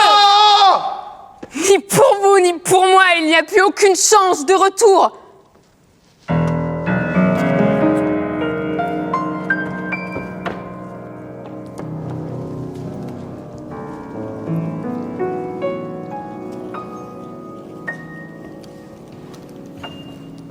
Scène 13. L'ombre double. L'ombre double d'un homme avec une femme, debout. Je porte accusation contre cet homme et cette femme qui, dans le pays des ombres, ont fait de moi une ombre sans maître. Car de toutes ces effigies qui défilent sur la paroi qu'illumine le soleil du jour ou celui de la nuit, il n'en est pas une qui ne connaisse son auteur et ne retrace fidèlement son contour. Mais moi, de qui dira-t-on que je suis l'ombre? Non pas de cet homme ou de cette femme séparés, mais de tous les deux à la fois qui l'un dans l'autre, en moi, se sont submergés en cet être nouveau fait de noirceur informe. Car comme ce support et racine de moi-même, le long de ce mur violemment frappé par la lune, comme cet homme passait sur le chemin de garde, se rendant à la demeure qu'on lui avait assignée, l'autre partie de moi-même, et son étroit vêtement, cette femme, tout à coup, commença à le précéder sans qu'il s'en aperçût. Et la reconnaissance de lui avec elle ne fut pas plus prompte que le choc et la soudure aussitôt de leurs âmes et de leurs corps, sans une parole, et que mon existence sur le mur. Maintenant, je porte accusation contre cet homme et cette femme par qui j'ai existé une seconde seule pour ne plus finir et par qui j'ai été imprimée sur la page de l'éternité. Car ce qui a existé une fois fait partie pour toujours des archives indestructibles. Et maintenant, pourquoi ont-ils inscrit sur le mur, à leurs risques et périls, ce signe que Dieu leur avait défendu? Et pourquoi, m'ayant créé, m'ont-ils ainsi cruellement séparé, moi qui ne suis qu'un? Pourquoi ont-ils porté aux extrémités de ce monde mes deux moitiés palpitantes, comme si en moi, par un côté d'eux-mêmes, ils n'avaient pas cessé de connaître leurs limites? Comme si ce n'était pas moi seul qui existe, et ce mot, un instant, hors de la terre lisible, parmi ce battement d'ailes éperdues. Scène 14. L'ombre disparaît, et voici la lune.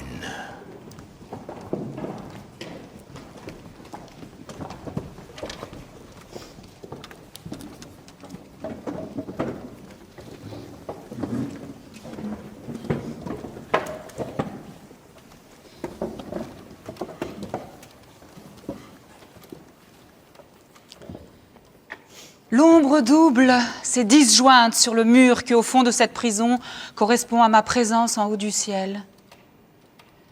Et à la place de ce rameau unique qui s'en détachait, de ce bras nu d'une femme avec la main au bout qui remuait lentement et faiblement, il n'y a plus que cette palme que le vent de la mer, par reprise, après de longs suspens, fait remuer et qui tremble, libre et cependant captive, réelle, sans poids. Pauvre plante, n'en a-t-elle pas assez eu tout le jour à se défendre contre le soleil? Il était temps que j'arrive. C'est bon, ah, qu'il est doux de dormir avec moi. Je suis là de toutes parts en elle, hors d'elle, mais la créature que j'aime, comme elle sait que ma lumière n'est propre qu'à son obscurité. Elle n'a plus rien à faire, elle n'est pas sans cesse occupée à remplacer ce que la vie lui ôte.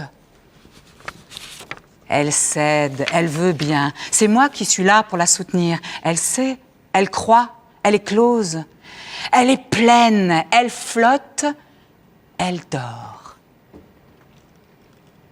Toutes les créatures à la fois, tous les êtres bons et mauvais sont engloutis dans la miséricorde d'Adonai. Ignorerait-elle cette lumière qui n'est faite que pour les yeux du corps, qui n'est pas faite pour les yeux du corps? Une lumière non pas pour être vue, mais pour être bue, pour que l'âme vivante y boive. Toute âme à l'heure de son repos, pour qu'elle y baigne et boive. Quel silence! À peine un faible cri par instant, cet oiseau, impuissant à se réveiller. L'heure de la mer de lait est à nous. Si l'on me voit si blanche, c'est parce que c'est moi minuit. Le lac de lait, les eaux. Je touche ceux qui pleurent avec des mains ineffables. Sœur, pourquoi pleures-tu? N'est-ce point ta nuit nuptiale aujourd'hui? Regarde le ciel et la terre illuminés. Et où donc pensais-tu la passer avec Rodrigue autre part que sur la croix? Voyez-la, vous qui m'écoutez, non pas telle que sur cet écran, elle interromprait ma lumière avec son corps, ni selon les preuves mortes que par moments je pourrais tirer de son âme sur cette surface magique. Il ne s'agit pas de son corps, mais ce battement sacré par lequel les âmes, l'une dans l'autre, se connaissent sans intermédiaire, comme le père avec la mère dans la seconde de la conception. C'est ce que je sers à manifester. Je la dessine avec mes eaux où elle baigne. Cette crise, cette sortie désespérée tout à coup, et tout à coup ce relâchement affreux, cet abîme, ce vide où elle était qu'elle me laisse. Regardez-la à genoux, cette douleur de femme ensevelie dans la lumière. Cela n'aurait pas commencé si je ne l'avais baisée dans le milieu du cœur. Cela a commencé par ces grandes larmes, pareilles aux nausées de l'agonie, qui naissent au-dessous de la pensée, au fond de l'être profondément entaillé, l'âme qui veut vomir et que le fer pénètre. Et peut-être qu'elle aurait expiré à ce premier assaut entre mes bras, si pendant l'arrêt de son cœur, cependant qu'un grand morceau de mer brille là-bas et qu'une petite voile blanche cingle vers cet étang de la mort, je ne lui avais présenté ce mot. Jamais. Jamais, prouesse.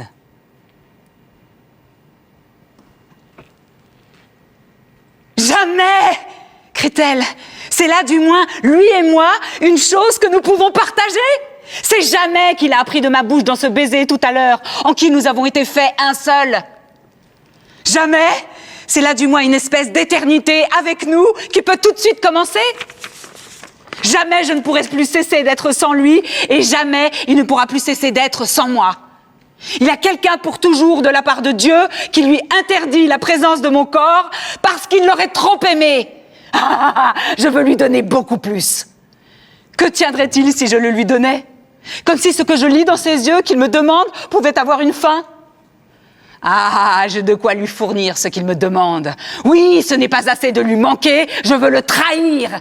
C'est cela qu'il a appris de moi dans ce baiser où nos âmes se sont jointes. Pourquoi lui refuserais-je ce que son cœur désire?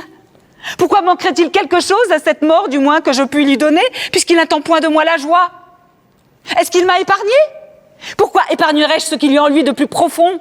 Pourquoi lui refuserais-je ce coup que je vois dans ses yeux, qu'il attend, et que je lis déjà au fond de ses yeux sans espoir? Oui! Je sais qu'il ne m'épousera que sur la croix et nos âmes, l'une à l'autre, dans la mort et dans la nuit, hors de tout motif humain. Si je ne puis être son paradis, du moins je puis être sa croix, pour que son âme, avec son corps, il soit écartelé. Je vaux bien ces deux morceaux de bois qui se traversent. Puisque je ne puis lui donner le ciel, du moins je puis l'arracher à la terre. Moi seul puis lui fournir une insuffisance à la mesure de son désir. Moi seul était capable de le priver de lui-même. Il n'y a pas une région de son âme et pas une fibre de son corps dont je ne sente qu'elle est faite pour être fixée à moi. Il n'y a rien dans son corps et dans cette âme qui a fait son corps que je ne sois capable de tenir avec moi pour toujours dans le sommeil de la douleur, comme Adam quand il dormait, la première femme. Quand je le tiendrai ainsi par tous les bouts de son corps et par toute la texture de sa chair et de sa personne, par le moyen de ses clous en moi, profondément enfoncés, quand il n'y aura plus aucun moyen de s'échapper, quand il sera fixé à moi pour toujours dans cet impossible hymen, quand il n'y aura plus moyen de s'arracher à ce cric de ma chair puissante et à ce vide impitoyable, quand je lui aurai prouvé son néant avec le mien, quand il n'y aura plus dans son néant de secret que le mien ne soit capable de vérifier, c'est alors que je le donnerai à Dieu, découvert et déchiré, pour qu'il le remplisse dans un coup de tonnerre. C'est alors que j'aurai un époux et que je tiendrai un Dieu entre mes bras. Mon Dieu! Je verrai sa joie, je le verrai avec vous, et c'est moi qui en serai la cause. Il a demandé Dieu à une femme et elle était capable de lui le donner, car il n'y a rien au ciel et sur la terre que l'amour ne soit capable de donner.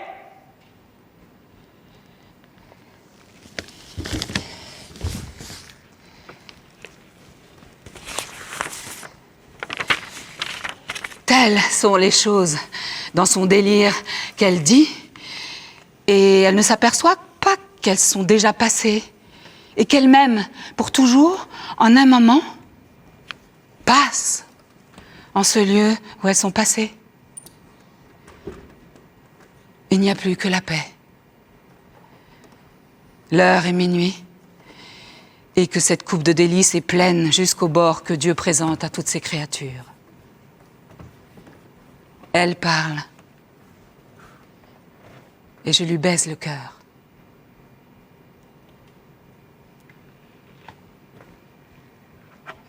Et quant à ce navigateur, dont tant de fois l'ouvrage confus de l'ouragan n'a pu retenir l'ardente navette empressée à mettre un fil entre les deux mondes, il dort, les voiles repliées, il roule au fond de mon gisement le plus perdu, le sommeil sans bord d'Adam et de Noé.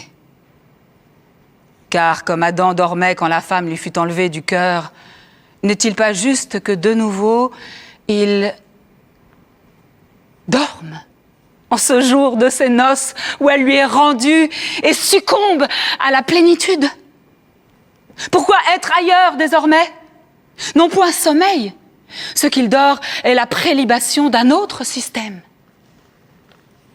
Lorsque sa coupe est pleine et ne l'ai-je point remplie, ne serait-il pas ivre? Il n'en faut pas une seconde, elle a suffi. On ne peut mourir sans toucher au-delà de la vie.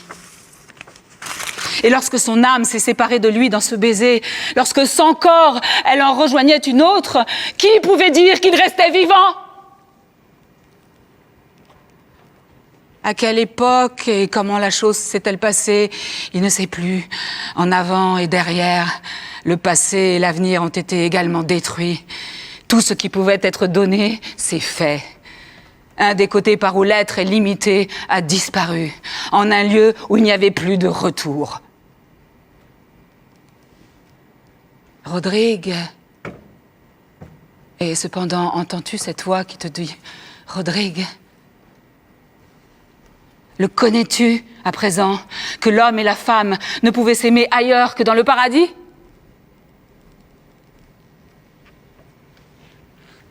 Ce paradis que Dieu ne m'a pas ouvert et que tes bras pour moi ont refait un court moment. Ah, femme, tu ne me le donnes que pour me communiquer que j'en suis exclue. Chacun de tes baisers me donne un paradis dont je sais qu'il m'est interdit. Où tu es, il y a l'impuissance désormais pour moi d'échapper à ce paradis de torture, à cette patrie de toutes parts, à chaque coup qui me pénètre et dont je suis forclos.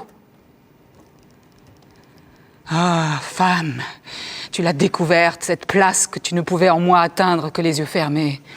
La voilà donc au fond de moi, cette blessure que tu ne pouvais me faire que les yeux fermés. C'est toi qui m'ouvres le paradis et c'est toi qui m'empêches d'y rester. Comment serais-je avec tout quand tu me refuses d'être autre part qu'avec toi? Chaque pulsation de ton cœur avec moi me rend le supplice. Cette impuissance à échapper au paradis dont tu fais que je suis exclue. Ah, c'est en cette blessure que je te retrouve. C'est par elle que je me nourris de toi, comme la lampe fait de l'huile. De cette huile dont brûlera éternellement cette lampe, qui ne réussit pas à en faire de la lumière.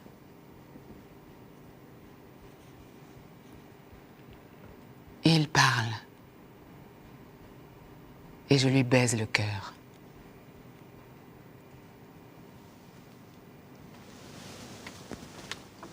Fin de la deuxième journée de ce long voyage.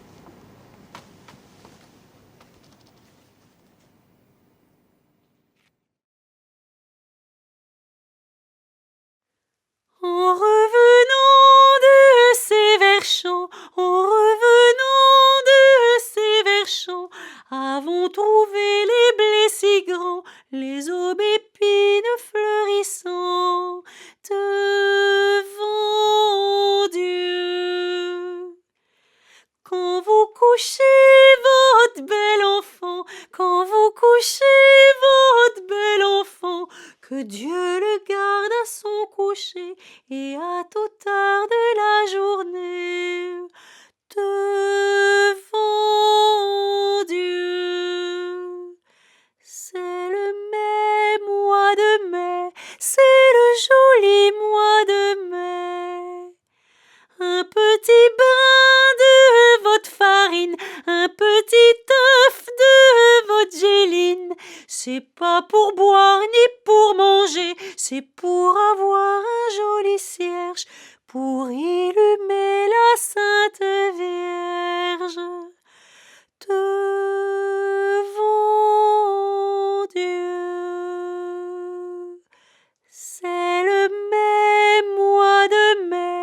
c'est le joli mois de mai.